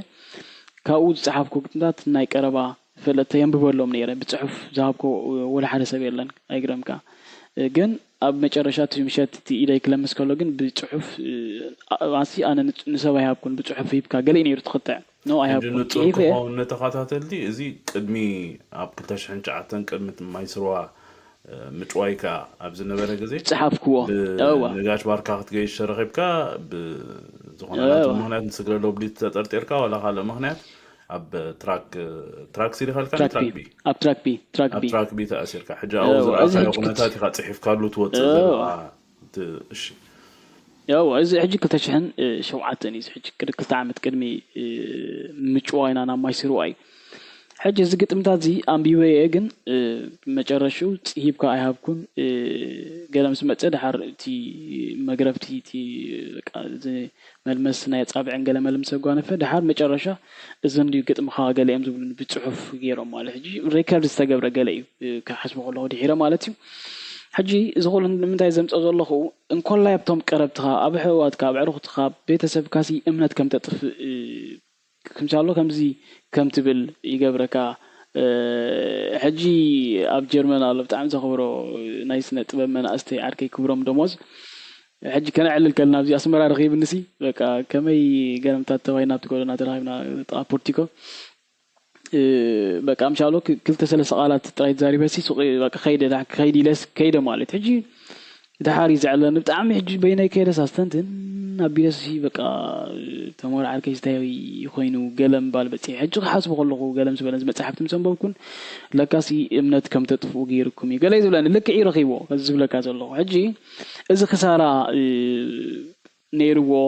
4 ዓመት ካብ ህይወትካ ቀሊል ኣይኮነን ትዓቤ ብድሕሪኡ ክሳራ ኻቲ ናይ ስድራኻ ወላ ንዓዳ ኣቤቶ ዳ ይኹን እምበር ንዓዳ ኣቤቶ ዝሓዙ ሒዞም ቀዳም ድዩ በቲ ዶሮና በቲ ሓመቲ በቲ ከለመለ ቆልዓ ሒዘን 2-3 ቆልዑተን ሒዘን ናብኡ ክመላለሳን ከሎ ኣሕዋትካ ኣዴታትካ መግቢ ሒዘን ማለት እዩ ናብ ዓዳ ኣቤት ዝመፀና ነርና ኣነ ሕጂ ድሕሪ ክንደይ ምስተፈቅደና ማለት ካብ ዓዳ ኣቤት ኻኒ ቶም ወታደራ ሒዞምን ማይስሩዋ መፁ ካብ ክስተ መፂካ ካብ ይበሃል ማለት ሕጂ ናይ ቤተሰብና ስቅያት ናይ ቤተሰብና ጭንቀት ከኣኒ ዝኸፍአ ክሳራ ገለ ነይሩ ዚታት እቲ ብመሰረቱ እቲ ክሳራታት ናይ ኣብ ቤት ጭዋይ ማይስሩዋ ዝኸሰርኮ እዩ ነይሩ ብድሕሪኡ ካብ ዓደይ ዘይመንባር ማለት እዩ ናሓወይ ናብቲ ማክሰብ ቅድሚ ምፅኣይ ኣብ ዓደይ ክነብር ኣይከኣልኩን ኣነ የዕሩኽተይ ነርና ስነ ፅሑፍ ዝኣከበና ዕሩኽ ነርና ናይ ኩላትና ይግረምካ ናይ ኩላትና ኣጠማምታ እንታይ ነይሩ ፀሓፊ ጋዜጠኛ ገጣሚ ኣብ ስነ ፅሑፍ ዝነጥፍ ሰብሲ ብቋንቁ ንህዝቢ ይፅሕፍ ስለዚ ኣብ ዓዲ ክነብር ኣለዎ ዝብል ናይ ባሓቂ በቃ ብቻሎ ቅንዕና ዝመልኦ ግርና ዝመልኦ መትከል ነርና እምበር ብፍላይ ኣነ ብውልቀይ ንስግረ ደብሲ ወላ ሓደ ዝሕዘኒ የለን ክወፀሉ ዝኽእል መገድታሲ በቃ ምሻሎ በቲ መቦቀል ዓደይ ገይረ ከም ብዘይ ወላ ሓደ ፀገም ክወፅእ ክእል ነይረ ቅድሚ ዝኾነ ሰብ ማለት እዩ ግን 2009 ገለይ ነይሩ ስግረ ደብሲ ድሮ 2004-2003 ተጀሚሩ ኣሎ ብብዝሒ ዝብለካ ብውልቂ ገለ ዘይኮነ ግን እዚ ነይሩ ስለዚ ካብ ቤት ጨውያ ማይ ስሩም ዝወፅኸው ግን ሓደ ካብ ቤት ጨውያ ክወፅእ ከለኹ ድምፂ ነቶም ድምፂ ኣልቦ ክኸውን የለ ምስ ነብሰይ ቃልኣት ይወፅእ ንዕያ ክነብር ትፍትን ምስኻ ንዕሎ ዘለና የና ሓዊ እውን እሱ ክንገብሮ ንፍትን ዘለና ነቶም ተጨውዮም ዘለዉ ድምፂ ንምዃኑ ጋር ሕጂ ከምኡ ገብር ተኮይነ ክወፅእ ኣለኒ ዓደይ ክገድፍ ኣለኒ ዓዱ ክገድፍ ዝደሊ ማንም ሰብ የለን ተገዲዱ ንሕና ተገዲድና ኢና ኣብዚ ምዕራባዊ ዓለም ተሳዓበየ ንዓይ ዘገድሰን ወላ ብፍላይ ብሸወደን ካሱ እዩ ስለምንታይ ኣብዚ መፂና 900 ጠሚና ዝመፃና እዩ ዝመስሎም ወላ ሓንቲ ይፈልጡን እዮም እዚ ዛንታና ክነግሮም ከለኹ ገለ ፅንፅዋይ ዝመስሎም ከምዚ ናይ ግሪኽ መሳጥ ፅንፅዋይ ዝመስሎም ብዙሓት እዮም ምስ ጋጭኛት ብዘይዶብ ኣብ ዓመት 12 ዝኾን ናይ ኣስተምህሮ መደባት ይስራዕ ኣለዩ ይኸይደ ሓደ ጋጭኛ ካብ ጋጭኛት ብዘይዶብ ኣነ ከዓ ማለት እዩ ብዙሕ ኣጋጢሙን ኣሎ ፅንፅዋይ ዝመስሎም ተምሃሮ መፅኦም ሲ ልቦ ወለዲ ኻ ትዓለና ፀኒሓ ወላ ናይ ብሓቂ ዝብሉና ማለት እዩ እዚ ሓደ ገፅ ቃንዛና ማለት እዩ ተሓቀኛ ህይወትካ ሲ ኣብ ምልክት ሕቶ ይኣቱ ኣነ እግዚአብሔር ሓጊዝኒ ናይ ኤርትራ ናይ ዓድና ትሬጀር ወይ ግምጃ ዝብሎ ናይ 4 ዓመት ቦርሳ ሙሉ ዝፀሓፍኮ መዘክር ኣለኒ ኢደይ ለሚሱ ከሎ ፅቡቅ ገይሩ ዘይንበብ ከይተረፈ መዘክር ኣሎ ናይ 4 ዓመት ኣብ ናይ ሸኣ ወረቐትን ኣብ ጻዕዳ ክፋል ገፅን ፀሓፍ ከሎ እሱ ሒዘ ስለዚ ከይዳ ዝተፈላለዩ ኣጋጣሚታት ግን ናወይ ዘሕልፎም ኣይዛረብን ከማል ከምዚ ብዙሕ ኣይደክምን ክገልፀሎም ድሕርኮም ውሕታት መፂና ምልክት ሕቶ ዝኣቱ ሕታት ናለኩም ብሎ ዕለት ኣሎ ብንጹር ዕለቱ ሰዓቱ ሸልኡ ገለምታት ኣሎ እዚ ማለት እዩ ሕጂ ተኸሳራታት እዚ እዩ ድሓር ካልእ ግን እቲ ዝበልኩ መክሰቡ ግን ምስ ነብስኻ ምዕላል ቻሉ ተማሂረ መፅእ ተለማሚደ መፅእ ክሳብ ክንደይ ሕታት ኣብ ውሽጣ ሕታት ኣለውካ ዶ ፍቅር ኣለካ ዶ ሞራል ኣለካ ዶ ሰብኣውነትካ እንታይ እዩ ነብስኻ ትዕቅነሉ ኣጋጣሚ ነይሩ ንዓይ ማለት እዩ ሕማቀይ ድንቁርና ዕሽነተይ ፊት ንፊት ዝተጋጠም ኩሉ ገለ እዩ ነብሰይ ኣብ ምርካብ ኣብቲ ነብሰይ ከጥፍእ ተጨወኹሉ ሲ ነብሰይ ረኺበያ ወፂእ ክብለካ ክእል ግን እዚ ምጭወይተይ ፍትሓዊ እዩ ኣይገብሮን እዩ ኣነ ኣብቲ ነብሰይ ከጥፍእ ዝተጨወኹሉ ነብሰይ ረኺበ ምውፀይ ናይ እግዚአብሔር ፀጋ ገለ እዩ ፍቅሪ ስድራ ቤተይ ኣስተማቀይረ ወፂእ ሓይሊ እግዚአብሔር ሕቶታተይ ረኺበ ወፂእ ገለ ከባቢ 150 ዝኾነ መጽሓፍቲ ኣንቢበ ወፂእ ካብቲ ሸላቲ ማለት እዩ ብዙሕ ግጥምታት እውን ፅሒፈ ወፂእ ማለት እዩ እቲ ብዛዕበየ መክሰብ ነይሩ ኣብዚ ክኸልፈካ ፀጋይ ብዛዕባ እዛ ክትብላ ዝፀናሕካ ሕጂ ዝኸሰብካዮ ነገር ከም ዘሎ ምስ ውሽጥኻ ክዝቲ ከም ዝኽኣልካ ሂወትካ ንእሽተይ ኢኻ ነርካ ወዲ መጀመርያ ዓስራታት ብዙሕ ተስተንትኖ ከሲበዮ ክትብሎ ትኽእል ነገር እውን ኣይከሉን ናይ ንእስነት ናይ ቁልዕነት ዕድመ ይኸውን ዝኽእል ትቕድሚዩ ዝነበረ ግን ዋላታ ዝነበረት ንእስቲ ተመክሮኻ ሲ ክኾኖ ዝነበረኒ ዘይኮንኩን ክኾኖ ወይ ክገብሮ ዘይግባእኒ ዝገበርኮን ነገራት እንዳዘከርኩ ብዙሕ ሓሲበ ብዙሕ ኣስተንቲነ ሓይለ ወፂእ መጨረሹ ከዓ ገለ ክትብለና ፀኒሕካ እዚ ሕጂ ብሓይሊ ውልቃዊ ሓይሊ ናትካ በቃዓት እቲ መንፈሳዊ ሓይሊ እቲ ብርትዐ መንፈሳዊ እምነታዊ ሓይልኻ እውን ናይ እግዚአብሔር ፀጋ እውን ሓዊስካ እዩ ነዚ ነገር እዚኣ ክኢልካ ሓራሓለ ግዜ ቁርብ ክስታይ ዝገብረኒ ዝርብሸኒ ነገር ግን ንስኻ እውን ትንክፍ ኣቢልካ ፀኒሕካ ገለ ብኡ በቲ ከምኡ ዓይነት ኩነታት ዝሓለፉ ወይ ኮብሊሎም ተሃድሶ ገለ መለ ዝኣተው ሰባት ክዝክርዎ ከለውስ ነቲ ኣብኡ ዝነበረ ሂወት ዋላ ንናይ ሳዋ ዋላ ንናይ ገለሲ ከምዚ ጥዑም ሂወት ኣብኡ ዝሓለፈ ስሓቅ ኣብኡ ዝሓለፈ ተመክሮ ኣብኡ እኮ ከምዚ ትምህርቲ ተማሂረ ወፂእ ከምዚ ክስታይ ገይረ ወፂእ ገለ ይብሉ ሕጂ ከምዚ ብዓመት ዝውለድ ውላድ ሲ እታ ኣደሲ ተፍቁራ እያ ውላዳ ስለ ዝኾነ ግን ዓሚፁ ብዘይድሌታ ገለ እዩ ኣውሊድዋቲ ዓማፂ ተቐታሊ ወላ ዓሚፁዋ ከይዱ ወሎ ወላ ምስ ኣሃሉ ብዘይገድሲ ንዑይ ተፍቁሮ ናይ ዓመፂ በቃ ዝኸፍአ ነገር ገለ እዩ ገይርዋ ደሎ ሕጂ እቲ ስርዓት ዝገበሮ በደል ኣባኻ ኣብቶም ካልኦት እሱራት ገለ ግን ከምዚ ይቕረ ዘይበሃሉ ኣባኹም ጥራይ ደይኮነስ ኣብ ስድራኹም ኣብ ደቅኹም ኣብ ወለድኹም ወላቶም ዝተወልዱ ጥራይ ደይኮኑስ ደይተወልዱን ክውለዱ ዝነበሮም እሞ ደይተወልዱ ብሰንኪ ቤት ማእሰርቲ ዝሓለፈ ዓመታት ዝዘኽተሙ ስድራ ቤት ውሉዶም ከይረኣዩ ካብ ዓለም ዝሓለፉ ወለዲ ብመንፅር ዝኽትሪኡ ከለኻ እቲ ክሳሩ እዩ ዝዛይድ ኮይኑ ድስማዕኒ ሕጂ ንናትካ ሬስፖንስ ክብ ወይ ንናትካ ግብረ መልሲ ኢለ ደይኮንኩ ግን ምሽ ከምዚ ነቐፌታ ንኽህብ ወይ ነቲ ዝሓለፎ ስቓይ ንኽዛረበሉ ትውዓት ብስእን ሰብሲ ነዚ ኩነታት ነዚ ተመክሮ እዚ ብከምዚ ዓይነት ኣላማሊሙ ክሓልፎ ኣብ ሓደ ሓደ ኣጋጣሚታት ክትሰምዕ ከለኻስ ከምዚ ነቶም ክሳብ ሕጂ ፍቲ ቦታ ዘለዉ ሕዩራት ጭውያት ንዖም ዝብድል ደሎ ኮይኑ ይስምዓኒ ገለ እሞ ኣይደኖ እንዳ ከመይ ትሪኣ ትኸውን ነዚ ዝኸለ እዋ እንታይ ድዩ ሕጂ እቲ መኽሰብ ገለ ንብሎ ኣለና እምበር ከምዚ ክብለካ ፀናሕ እኮ እዩ ናይቲ ስርዓት ዕላማ ነብስኻ ተጥፊ እዩ ነይሩ ሕጂ ሳ እግዚኣብሔር ሓጊዝካ እምቢ ነብሰ የጥፍእ ንስኻ ከም ትደልዮ ዘይኮነ ኣነ ከም ትደልዮ ክሓልፎ እየ ዝውን ስለ ዝበልና ኢና ከምዚ ነብስኻ ምርካብ ገለ ዝብለካ ዘለኹ ኣብቲ ሓርነት ኣልቦ ዝፈጠርኮ ሓርነት እየ ዘዕለካ ኣለኹ ገጻት ሓርነት እዛ መፅሓፍ እውን እቲ ዋላቲ ገጻት ሓርነት ክምረፅ ከሎ እቲ ኣርእስቲ ክመርፆ ከለኹ ኣብቲ ሓርነት ኣልቦ ዝፈጠርኮ ሓርነት ብነብሰይ ከምዚ ምሽ ብመንፈሰይ ዘይተኣሰርኮ ሓርነት ስጋይ እምበር መንፈሰይ ኣይተኣስረን ነይሩ ሕጂ ትፍልይኮ እዚ ከምዚ ምሻሉ ዝሓለፎ ሽግርን መከራን ረሲዑ ነቲ ስርዓት ዝድግፍ ወይ መጫዊቱ ምርሳዕ ገለ ካልእ እንዲናይ ኣይሓወየን ኣሎ ወይ ኣይሓወይን ኣሎ ክሓዊ ትእንኮ ክሓዊሉ ዝኽእሉ መገዲ ከኣኒ ምሻሎ ክምስክሩ ከመስግኑ ክዝክሩ እንተኽኢሎም እዮም በኋላ ያነ ከምዚ ዝበልኩ ዝኸሰብኮ ባዕለይ ዝፈጠርኮ መኽሰብ እዩ ብሓፂኡ ከነ ነፅር ኣብዚ የና ሓወይ ባዕለይ ዝፈጠርኮ መኽሰብ እቲ ስርዓት ዘኽሰበኒ መኽሰብ ዘይኮነሲ ኣብቲ ቦታ ኸሳራ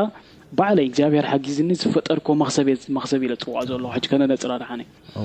ሕጂ ኣብኡ እዚ ኣነ ኸማን ሲ ካብ 2014 ብዘይ ምቁራፅ ኣብ ምስክርነት ኣለኹ እግዚኣብሔር ካብ ከውፀኒ እንከሎ ከምዚ ዓንተ ወይ ዝበልናይ ዕድለኛት ኮይና ኢና ወፂና ከማና ንጹሃት ከማና ቅኑዓት ኣብ ትሸላ ኣለዉ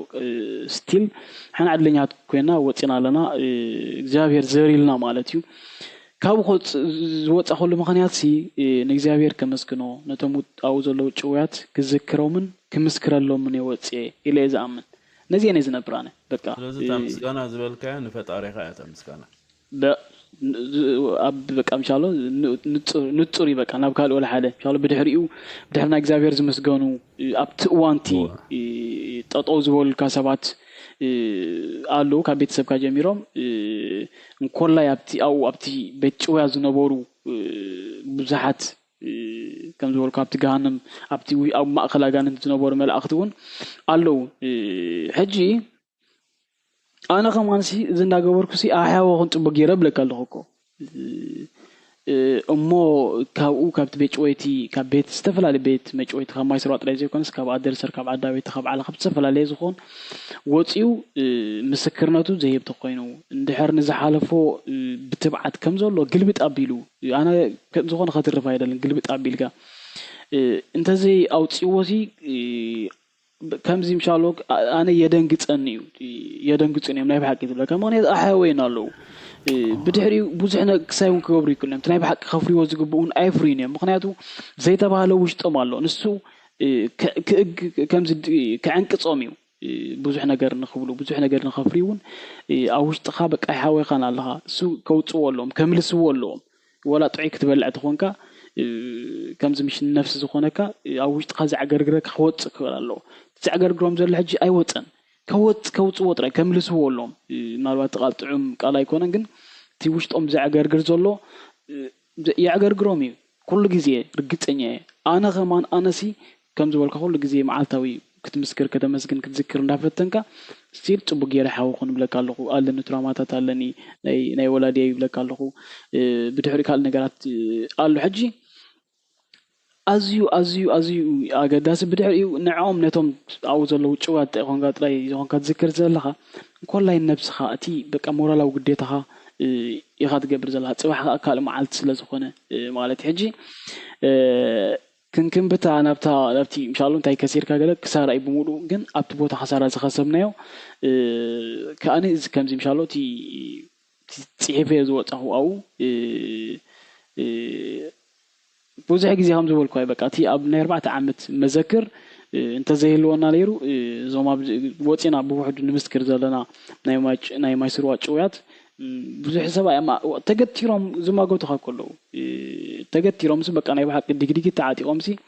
نو بقى خمسي كنا نبلا جي إيدايسي ناي فيرو على النكسب هجي ملكت على النجلة يجي ماني ما أبكر ما يقوم هجي ما يسروا خمسي كنا نجلة خبلنا عايز خل ما كم كم زماس جوز سعيدو ماسي حدا جوز قويلات رأيهم قبلن زغلمبر بس تنفس سب قبلن قال أي كألنيو قبلن دحر فتينون سعرته تقبلوا قالت رأي زغير مقنعته هو تاوي سندي أنا هو تزلهم سندات كا اللون مالتي بزعبا سند كابمصخا حدا خب مجمريا كينيو زغلو سغاي زغلو مكرا تتصايركا تحرون كاب إيرترا وحس يكون مقدي سدت سهرا بحري سجيركا ناي سدت يوت جمركا جن كينيو ترى سدتون تسغا تبغو تمنيو زنبركا تماهركا بناي سنة لبونا وي سايكاتري عندي حق أي تمرتها يا سايكاتري محبرة وسنة كمون عود دراسي نمخانون بقعها بتعامينا نحبن نخور بأخا كمزي قليل نقرا يكون نزخلو تراما نزخلو سنة أمراو بسلا تشكيمكا بزخلو مسكدل تحلف كلها كتحلل تخل نيركايها أزيو زدن قعزوي بزعبة سند زبل كان تزيلات إني أبتي ممرعتا متحف أبتي قبرولو أقاتاميس كمزي installation اللوتي ناي تحسكايز متحاورا تي تقدمتها تتحفولو زنبركا ناي غازيتا چرمرام ناي سوفت زنبرا ناي قلت تختعلنا تنحكا حسكايز متحا أفتبوتا كم تقومتو أبوزح أقاتاميتاتا محبراوي ميديا رأي اللغة تنكافي أزيو حيالي وقع حنت سألونا لافتا كافرناتكا زلا خمد دك إسكاس بدحريخا تي وراءاتي كمزي أكالاوي چبتي وقع مش تچبتس بهيوتو قلقي كوفيلو زولوتي نايس آيكا چبتي قلس كتريو خلخاس دسكحكا حكا يتورقات كتريو خلخاتي تو دولوتي تحنطات تصحف كتريو خلخاسي نافت بوتا يوسدك نعها كم تعذبهم نعها كم ملكها خم تجاي قال زجاجة زعموا أترجم من يخلو جن ولا نتخم زخماي مسخة زي نبرون كريو خلو قليل أي كونن قال حج أزي حيالي حج حنتي حتى أنا بايت ملالس جن كنت أكل وراءاتي كومون سوفت قال نخت أكب أبتي زنبر كارلو شلاسي كم عينه تخلون يرولي بخمي مجدي خاتي تجازيت قالت رخوان يركعت يفقد نيرولي خوينو وراء تحزو قالكم ولا سوفت وي قالنا نقرات كتجوزو مساخون كتحزو أي فتشن دي خاتي تزنبركم ما شاء الله خندز أكل نقر ندحر تقبل لخاسي بخمي مجدي ما تيجي حركة زغلو عمت زغلو قعزوسي كم يعني تبلا شونتي تي تمالي خير لها أكل لي زخرها. يا زي كم زي مشالو كابتا سورة هم تزول كوا بقى تنامي جمرة تقاو مناسي بتعنا مصنح يويلا كان يلعنتو بي السبائنا جميرنا أشما تان هيوت زهاباني هيوت وين قالت نايزي حكيم كاللوين حانت معلتي كاب شلا خوت جن انت حيزي خوت ازلو بقى ما ان شاء الله فلي بقى ساعتي زي متحف زنبولو معلتات كابت بخون زبلو ناي بيچويا معلتات يوصي فلاي طعم متحف تخوين مالتي 10 متحف نيراناني كابت متر اسي زي فلين መጽሐፍ ቅዱስ ቡሊን ሓድሽን ዘለዋ ኣኔራት ንሓንቲ ኣብ ኮስቱሞ እንዳሓብ ኣخدርጋ 5 ወርሕ እምቢበ ኣይፍቀድኒ መጽሐፍ ቅዱስ ማለት እዩ ሕጂ እዘን ቃላት ናይ የርጋ ዓለም አለው ናይ እዚ ሐኪም ኩሉ ግዜ እንታይ ሄዚ እخوጽእ በቃብቲ ይሄ ከምዚ ምሽ ዘይስሩዕ ቦት ዘይስሩዕ ህይወት ዘይስሩዕ አናብራ ስሩዕ ህይወት ኢና ነብር ነርና አነ ቦልቀይ በቃ ንጎት ሲለ ጸሎት ትገብር ብድሕሪኡ ምንቀሳቀስ ገብር ሻ ኸይ ተመሊሰ የንብብ ድሓር ቁርሲ ድሓር የንብብ ምሳሕ ምንባብ በቃ እዚ ማለት እዩ ሕጂ እንታይ ሒዘ እخوጽእ ዝብል ሕቶ ወላ ስደትሲ ከምዚ ብዙሕ ግዜ ዝግደሰሉ ኣነ ጽባሕ ንጎ ንዓድና ከም ንምለስ ጌርና ሞን ሕሰብ እንታይ ሒዝና ኢና ክንምለስ ኢልናሲ ክንሓስብ ኣለና ገለ ዝብል ኩሉ ግዜ ሕጂ ጽባሕ ቃል መዓልቲ እዩ ሓይልና ዝነበረ ሓይለ ቃልካ ዝነይሩ ፍላይ ንዓይ በቃ አንሳብ ህይወት ገጻ ክትከላካ ኸላ ጽባሕ ቃል መዓልቲ በቃ ጽባሕ ቢእግዚአብሔር እንበር አብ ሰባት የላን ይሃትብል ማለት እዩ ሕጂ ርግጠኛ ጽባሕ ቃል መዓልቲ እንዳበሉ ይነብሩ ከም ዝህሉ እምነተይ ግምተይ ናይ ኣብቶም ዒራዒሮ ዘለዉ ዞም ናይ ብርዕ ተባዓት ኣያታት መጽሓፍት እንግሊዝኛ ገጠምት ዛሕቶ እዚኣ እንታይ ሒዘ እخوጽእ ከኣኒ ሳኔራ ፈጣሪት ናይ ትኹሉ ማለት እዩ መጀመርያ ብርእሰ ቅድምቲ ብዝተፈላለየ መገዲ እግዚአብሔር ብዝፈትሖ መገድታት ፒሮ ክእቱ ክሕዝ ቅድሚ መጀመርያ ብኣብርሰ ግጥምታት ክሰርሕ ይጅምር ያው ሆሎ ድሓር ናይ ፒሮ ሽግራት ምስተፈትሐ እንታይ ዝገብር ፒሮ ክረክብ ከለኹ ተሻምብቆ ኣውጽእ ሰባቢረ ይጓሕፎ እታ ፒሮ ታብቀንዳ ጥራይ እዚ ዝሕዛ ንምሕቦ ክቀለኒ ማለት እዚ ቦርሳ ነይራትኒ ኣበይ ተሓቦ ነርካ እንዳሃልካኒ ዘይትሕጸብ ቦርሳ ነይራትኒ ከምዚ ፎደራ ብትግርኛ እንታይ ናልሞ ከምዚ ክሳይ ዘሎ ንርባዕተ ዓመት ሙሉእ ዘይሓጸብኳ ቦርሳ ነይራትኒ ጸጽሒፈ ኣው የዝሓብኦ ሓደ ግዜ ብፍላይ ግጥሚ ክትገጥም ኢልካ ኣይትገጥምኒ ዕለታዊ መዘክር ኣብ ዝኾነ ግዜ ይጽሕፍ ነይረ ዝኾነ ግዜ ድሓር ክጽሕፍ ከለኹ ሕጂ ክሪኦ ከለኹ እዚ መዘክር ግልብጥ ከምዚ በቃ ምሻሎ እንታይ የድልየኒ ነይሩ ኣነ የናሓወይ ህይወት ዘሎ ምስክር ክገድፍ ኣለኒ ኣስ ኣይፈለጥን ጽባሕ ንኮ ክትሞት ትኽእልያኮ ግን በቃ ምስክር ክገድፍ ኣለኒ ይብል ነይረ ኣብ ርሰይ ከኣኒ ከምዚ ሰለስተ ሰባት ነይሮም እዚ መዘክር ክጽሕፎ ኩሉ ግዜ በቃ ኣብ ርሰይ ዘይፍለዩ ብከምትናተይ ሰነድ ዘትረፉ ናይጀሪያዊ ገጣሚ ነይሩ ቅድሚ እሳለይ ዘንበብ ኩሉ ኣኪኖ ዋንደስ ዩነካ ዝበሃል ናይ መጀመርያ ናይ ኣፍሪቃዊ ናይ ስነ ጽሑፍ ኖቤል ተሸላሚ እንኮላ እዩ ኣኪኖ ዋንደስ ዩነካ ገጣሚ ጸሓፊ እዩ እሱ ተኣሲሩ ነይሩ ከምዚ ንህዝቢ ኣንላዓይብካ ተባሂሉ ተኣሲሩ ነይሩ ኣፍሳታት ኣብ ከምኡ ኣብ ናይ ሶፍቲ ጽሕፍ ነይሩ ግጥምታት ኣና ፍራንክ ነይራ ብርእሰይ ብታኹልና ንፈልጣ ኣና ፍራንክ ከም ናይ ሂትለር ግዜ መዘክር ጸሓፈት ኢማኑኤል ፍራንክል እውን ነይሩ ኣብ ወቅት ናይ ሂትለር ኮሎ ሎጎትራፒስት እዛ ሕጂ ብትግርኛ ክተሰለሰባ ድዮም ገለ ተርጊሞማ ዘለዉ ማን ሰርች ፎር ሚኒንግ ትብል ጸሓፈው ነይሩ እዚኦም ኣብቲ ቤት ጮያ ኮይኖም ኣብ ከምዚ ዝስንድዎ ነበሩ እዚኦም ነይሮም እዮም ኩሉ ግዜ ክትዕክስንዶ ክትጽሕፎ ከለኻኒ ከም ዝበልኩ ከጉድል የብለይን ድሕር ከም ገለ ጓኒፉ ድሕር ኣነ ሞይተ ዝተጨራረመ ሓበሬታ ክገድፍ የብለይን ከምዚ ሓሲብዎ ነይሩ ገለ ክኸውን የብሉ ከም ዘሎ በቃ ይብሎ ከም ዘሎ ግን ጥላ ቢልስ እንዶ ነይረ ኣብታ ዘይትሕጸብ ሳንጣ ወይ ቦርሳ ከኣኒ ንርባዕተ ዓመት ይሓብኦ ነይረ ግን ኩሉ ግዜ ኣብ ግዜ ተፍትሽ በቃ ኩሉ ግዜ ጸሎት ክገብር ኣለኒ እምበር ፍርሕ ኣለኒ ኩሉ ግዜ በቃ ተዘኸፍኻ ብድሕሪ ዝመጽእ ሕቶታት እዩ ድሕር ተታሒዙ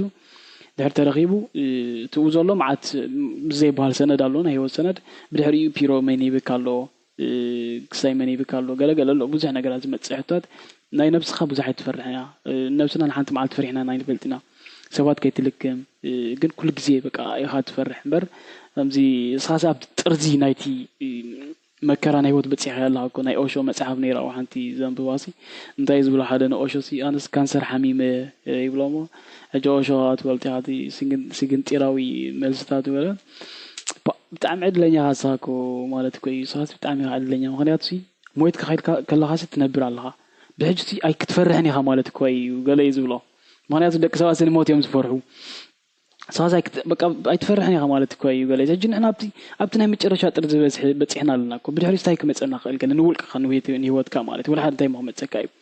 حجزون نيرو بقى قد فالن سند قد فالن صباح نقول بتراي فلاتني قليله قمت لا بيلي سندو نيره ابتا زي تحت بورصه قيس يحب انيرو جن بقى እግዚአብሔር برحنت معلتي تا بورصه تفتش نيرو خمسي ثلاث سبات ابت مصحف كنا لو خم مذكر بدحرتي زوغانه فتفتش قطا مسكوتي عاطي صحفكو سفيح مذكر له بزي مصحف كنا له شعا كابتن زخف نيرو 4 عامታት ابيدو حيزوا نيرو نتي شلاي قمت تبلو تنكوبتين كوبرتين سلسبات يوم زقما طلوو بيرون مرفن كرخبيهم زخلو مالتي زقما طلوو تا بورصا خمس غيري حز حاجه يزقبر كل غزي ابتاش فتش ارسي هي تا بورصا بمدب تفتش كاتو خلو ورحو تفتش الله هاندبت زي تحسب تفتش كا متصخيلي ابقل ان شاء الله انت حرقله ترغيبو نملت ان شاء الله قلبت بطيب بلوا مالتي أبتا أبدك دربي زبلا رجيس أو ما يمسح حلفو حجدك سوات أبتي زبرة غرق نجار أبتي دحان سخونة تصبغ نجارات كلينا نستقبل حجك كرجس أو هلو تشل تا سانتا كلا رسحت تقول حبت داليا زلا قليا يلوم سلزح حلفوا بقى 4 عملت زيابير عقبوا نيو حق زبلا كم شال عدلني أنا كم زي نفي عقله مال تايكونان of course تبقيسه قلنا زيابير حلفوا إليه عقيب ومبر بتعم خبير كنو زأكل نير 4 عامت كابتي شلات خوت مالت نعي ولا حنسا بشكر يخلقو سايكوين يسمع عن حلمي حج فرح أبتوانتي بقى قجج زي ما تصنع جالسي حج ذكره الله كان تذكر جالس ولا مالتي بدرجة ناتنا حبرت بدرجة تشوي نعدنا تأجئي ونعدنا سند جل يفلابتي ناي حسب كنا مقلات ጮዊ ናቱ ሰነዲው ናቱ ምስክር ይወዘሎ ምስክር ይወዚ ተስፋ ገብር ዓበይቲ ትካላት ከም አርኪቭ ከም ክሳይ ከም መዝግቦ ከም ሓሳባት አሎ እጂ በጥቅለላ ቢለ ከምልሳ ግን ከምዚ በቃ ናይ እግዚአብሔር ኃይሊ ወንበር ናቲ ኃይሊ አይኮነን ተዓቂቡ ኣብዚ ሕጅኻ ምሳይ መብጽሑ ገለ ናይ እግዚአብሔር በቃ እንታይ ይሻሉ በቃላት ከተቀምጡ ይከብደኒ ናይ ሓቂ ዝብለካ هو እዚሲ ናትካ ናይ ውልቀኻ ጥራይ ደይኮነስ ናይ ወለዶና አገዳሲ ቅርሲ እዚ ዶክመንት እዚ ኣብ ምዕቃቡ ከዓ ንዓኻ ብውልቂ ጥራይ ዝግደፍ ዘይኮነ ኩልና ተሓባቢርና ወላ ብመገዲ ፔን ኤርትራውን ብካልኦት ጉዱሳት ኣካላቱን ብግቡእ መገዲ ኣብ ነቲ ማቴሪያል ነቲ ወረቃቅትን ነቲ ሶፍትን ክዕኑ ኣብ ዘይክእል ዓይነት ቦታና ከባብን ዝቕመጠሉ መገዲ ክናደ ኣለዎ ምክንያቱ ታሪክ እዩ ዝበሊ ዝቕደድ ዝዓኑ ገለ ነገራት ስለ ዝኾነ የገድሰና እዩ እቲ ስኻስ እቲ ዝኹሉ ዓመት ዓቂብካ ምሳኻ ተማሊኻ ኣብዚ ዘብፃሕካዮሲ ኦልሬዲስ ዓብይ ነገር ጌርካ ኣለኻ ሞ ካብዚ ንኔው ከዓ نحنا ون قبونا خنواتا زلنا خوينو يسمعني أموداتا مالتاي ودا أنندي جن بكا زي على القرب خستيك نقبر لسلا زلنا مدار زمان خلاي ما عند خالق كورنا حيزنا خن ما تنبر ودينا مالتون أيكونن تي تخبها الزخل قال حنت تمستن نجار كنافتنات كا فيسبوك زوال كاسي أبتا زوات أخلا معانتي كاب بيت مأسرتي نتوم بصوت كا أوز نبرو نتوم متأثرت خاوي متشاوي تغا نعوم كتذكرو من كتمسكرو له من مهان كا مس نفسخا قال كم زاتخا يخا قليت كذا لها بلكع خا تقبرو لها أموداتها بمزي حجي أبزي كنيات زنذكرو زلنا مبل 20 كلتن عامت ناي شوية ناي ጋዜጠኛታትና ተጣባቅተ ሰብአዊ መሰላት ከምኡን ደለይቲ ፍትሒ መራሕቲ ኤርትራውያን ዲሞክራሲያዊ ሕቶ ዘቕረቡ ብዘይ ፍርድን ብዘይ ሕግን ተጨወም ኣብ ጎዳጉዲ ሰፊሮም ደለዉ ንዝክረሉ ዘለና ሰዓት ኢና ንርከብ እዚ ዕላል ተዘክሮና ስተንትኖን ከዓ ብኡ ምክንያት ኢና ክንገብሮ ፀኒሕና ነዚ ዝምልከት ሓደ ናይ መወዳእታ ዝኾነ ክትህቦ ትደሊ ለበዋ ወይ መልእኽቲ እንተሎ እዚ ንገብሮ ዘለና ሸውን ናብ ኤርትራ ብመገዲ ኤሬሳት ዝሓልፍ ስለ ዝኾነ እቲ ኣብኡ ዘሎ ህዝቢ እውን ይሰምዓና ስለ ዘሎ ከምቲ ዝበልካዮ ከዓ ኣብ ማይስሩዋ ኣብ ዒራዒሮ ኣብ ካልእ መሓየርታት ኣብ ኩሉ ትራክቢ ሓሽፈራይ እንደልና መኹንፅውዕ ኢና እቲ ኣብ ኤርትራ ዘሎ ቤት ማእሰርታትን ቤት ጭውያን ኣብኡ ዘለዉ እውን ብገለ ክሰምዑ ዝኽእሉ ብዙሓት እዮም ፀጋይሲ እንታይ ኢልኩም ክትብሎም መፈታ ያ ብጣዕሚ ከምዚ ኢንሻአላህ ካብቲ ኣዝዩ ዘገድስ ኩርናዕ እዩ የና ሓወይዚ ከም ህዝቢ ንሕናሲ ኢንሻአላህ ካብ ዋላቲ ቅድሚ እቲ ኣብ ሜዳ ዝነበረ ዘይምሕታት ሞድሓ ንግደፍ ከይገፋሕና ዝሓንሱ እቲ ሓተት ዘይምዃንና ማለት እዩ ከምዚ ኣብዚ ምዕራብ ዓለም ሲ እስኻ ስለ ዘለኸ ኣነ ዘለኹ ዝብል ከምዚ ምሽ ኣመራርሓ ሂወት ኣለዎም ናይ ሕቶ ሂወት እስኻ ተዘይለኻ ኣነ እውን የለኹን ማለት እዩ ሕጂ ኣባና እዚ ቀቲልና እዩ ከም ሕብረተሰብ ማለት እዩ እቲ ናይ ሜዳ ከም ዝበልካ ድሓን ገዲፍና 93 ወላ ተጀሚርና ሲ ሕቶ ዘለዓሉ ሰባት ነይሮም ተኣሲሮም ተጨወዮም ዝሓተሎም ኣይነበረን ተሸን ሓደን መፂኡ እዞም ንዝክሮም ዘለና ናይ ብርዒ ተባዓተያታትና ተኣሲሮም እቶም ለውጥ ዝደለዩ ፖለቲከኛታት ተኣሲሮም ዝሓተሎም ኣይነበረን ንሕና ኣቲና 2009 ብጅምላ ማለት እዩ ተትቡቡልቅ ዝጭወ ግደፎ ንዓና እውን ዝሓተልና ኣይነበረን ምክንያቱ ኣይሓተትናን ካብኡ ናብቶም ዓበይቲ መምሃራን ገለሲ ክሓቱ ክእል ነይሮም ኣይሓተቱን ሕጂ ሓተቲ ዘይምዃንና ዘከርቲ ዘይምዃንና ቀቲልና ይኸም ሕብረተሰብ ኣብዚ ዘለናዮ ደረጃ በፂሕና ዘለና እውን ዘይሓተት ምዃንና እዩ ማለት እዩ ብዘይ ቀላለም ሕጂ ሓደቲ በቃቲ ምሕታት ሕጂ ኦልሬዲ ዝንሪኦ ዘለና ብፍላይ ናይዚ ዒስራ ተደመሮ ዝበዝሕ ዒስራ ተደመሮ ተባዕ መንሰይ ሕቶታት ኣልዒሉ ኣብ ግብራዊ ቃልሲ ይኸይዳሎ ዓብ ክብረለን ማለት እዩ ኣብዚ ዝገብሮ ዘሎ ንጹህ ከምዚ ኢንሻአላህ በቃ ብሰንኪ ናፍቆት ብሰንኪ መጽዋዕት በሰንኪ ሳይ እዩ ኣብዚ በፂሕ ዘሎ ሓንሳብ ፍጻመታት ይጥቀስ እዩ ከም ተፈጺሙ ከም ተቃጺሉ ከምዚ ኣነ ስምዒት ዘገድሰኒ ፍጻመ ዘይኮነ ስምዒት ነቲ ፍጻመ ዝፈጠረ ስምዒት እዩ ዘገድሰኒ ብኡ ክንሪኦ ይደላ ኣነ ብመንጽር ስምዒታቶም ነቲ ፍጻመ ዝፈጠረ ስምዒት ስለምንታይ ኣብ ጥርዚ ከምኡ በፂሑ ክንብል ኣለና 3-4 ኣሕዋቱ ዝተሰውእዎ ራብዓይ ሓወያ ቡ ኣብ ሸላ ማይስሩዋ ተጨዊ ዝሞቶ መንእሰይ ኣሎ ኣብዚ 20 ተደመሮ መንእሰይ እምቢ ኣይግዛእን እየ ዝብል ዘሎ በየናይ ሞራላዊ መዐቀኒ ነዚ ክትኮንኖ በየናይ ኢንሻአላህ ወላ ክሳይ ክትገብሮ ትኽእል ገለ ኪኖ ጆኻ ኪኖ የፍቅረካ ኪኖ በይናኻ ኮንካን ምባል ካልእ ክትብለው ሲ ሞራል የብልካን ማለት እዩ ብሓፂሩ ሕጂ እዚ ዝንገብሮ ዘለና ዝኽሪ እዚ ምስክርና እዚ ኣብኦም ክበፅሑ እታ ዝቐለለት በቃ እታ ዝነኣሰት ንገብራ ንኽእል እዚኣ ስለ ዝኾነት ኢና እዚኣ ንገብር ዘለና ኣነሲ ካብቲ ሸላ ክወፅእ ከለኹ ከም ዝበልኩ ልክ ኣብቲ ሸላ ውፅእ ምስ በልኩ ምስግና ዝበሃል ተሓዚ መፍትሒ ነይሩ ያላ ኣቑሑትካ ጠርም ምስ በለኒ ምስ ወፃኹ ኣብቲ ናተይ ብሎክ ዝነበሩ ሸላታት ኣብታ ኣብ ደገ ሸልኦም ኣብታ ሚኒስትሮኦም ቆይሞም ቀንበይ በና በለ ንብዓቶም ከፋኑን ከለዉ ዓዊለ እንታይ ኢለዮም ንዓና የማስልኩም ኢለዮም ብውሽጠይ ግን በቃ ክዝክረኩም እየ ድምፂ ክኾነልኩም ኢለ ይወፅእ ማለት እዩ ሕጂ ድሄረ መሰስተንቶም ከኻኒ በቃ ካብኡሲ እግዚኣብሔር ዘውፃኒ ምክንያት ከመስግኖ ክዝክሮም ነቶም ተሪፎም ዘለዉ ክምስክረሎም እዩ እዚአን ሰለስተ እዚአን ከዓ እታ ዝነኣሰት በቃ እታ ክገብራ እታ ብሻሎ እታ ዝነኣሰት ክገብራ ዝኽእል زي أصل زغونة يا زي أزقبر زلخو حجي تازنا أساتنا نقبر لهم زلنا كال سي كم زهويلنا أب جونات كتمات إرترا هويلنا أمبي نملكي سراتنا وتسوق خن بلاي كألناكو حميقنا نفسنا فتينا أب سدت علناكو ولا حزي كحد نجاري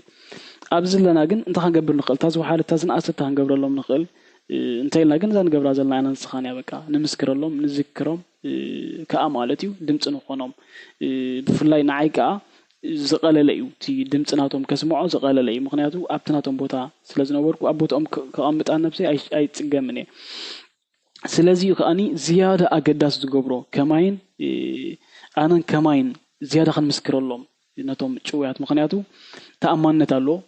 أنا وسلازنا وركو لعل خالق أنا خجلت أخلتي بيت ميت ويتي تمجرفتي تورتشرتي تنتصلوا بمولو على أنا خمس كرولهم كلوخ أنا زيارة تسفاي سمعهم تعمي أقداس زي يونا نغرقا أما يسروا زلو شويات دمت أيك سمعه له زناتين نات كان علالك سمعه له كان زغون سب أب بيت شوية ما يسروا زينا برسب كبلون كلون أي رخبنيو أنا بتشلاتني رح جبت له زفت لهم تسفق لا يكون تجاي مسانا يربزي شلا سلان شعت نيرو حجة أني أب كم زلوا إحنا هون متعينا أيتمن متعينا سي أيتودن متعينا أيب كعن زبل تسفا يوم سانكو هجي كماين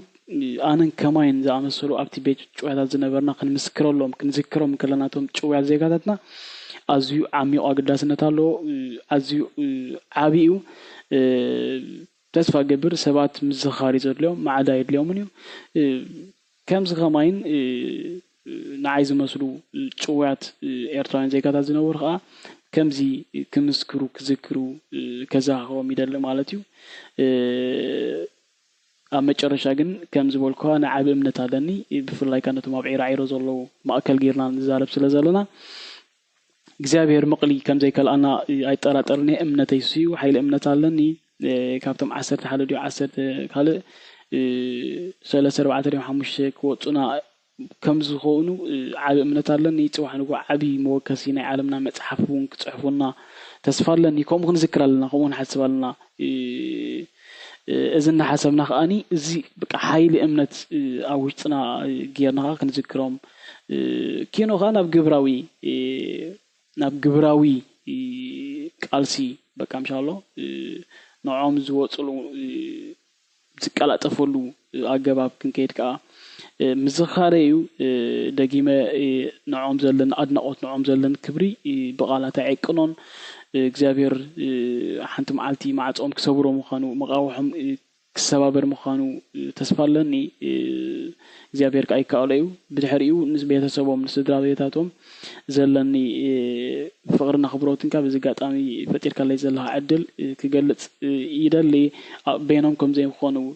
ابغونهم كم زخونه كل غزي كم نحسبهم كاني كراغص الله ميدلي بتقامي ازي يمسكن كان ينحاوي نزي عدل نزي مدرخ زفتر كان لي مخنيات مدرخ ون يدلينا يو نعين خماين برغت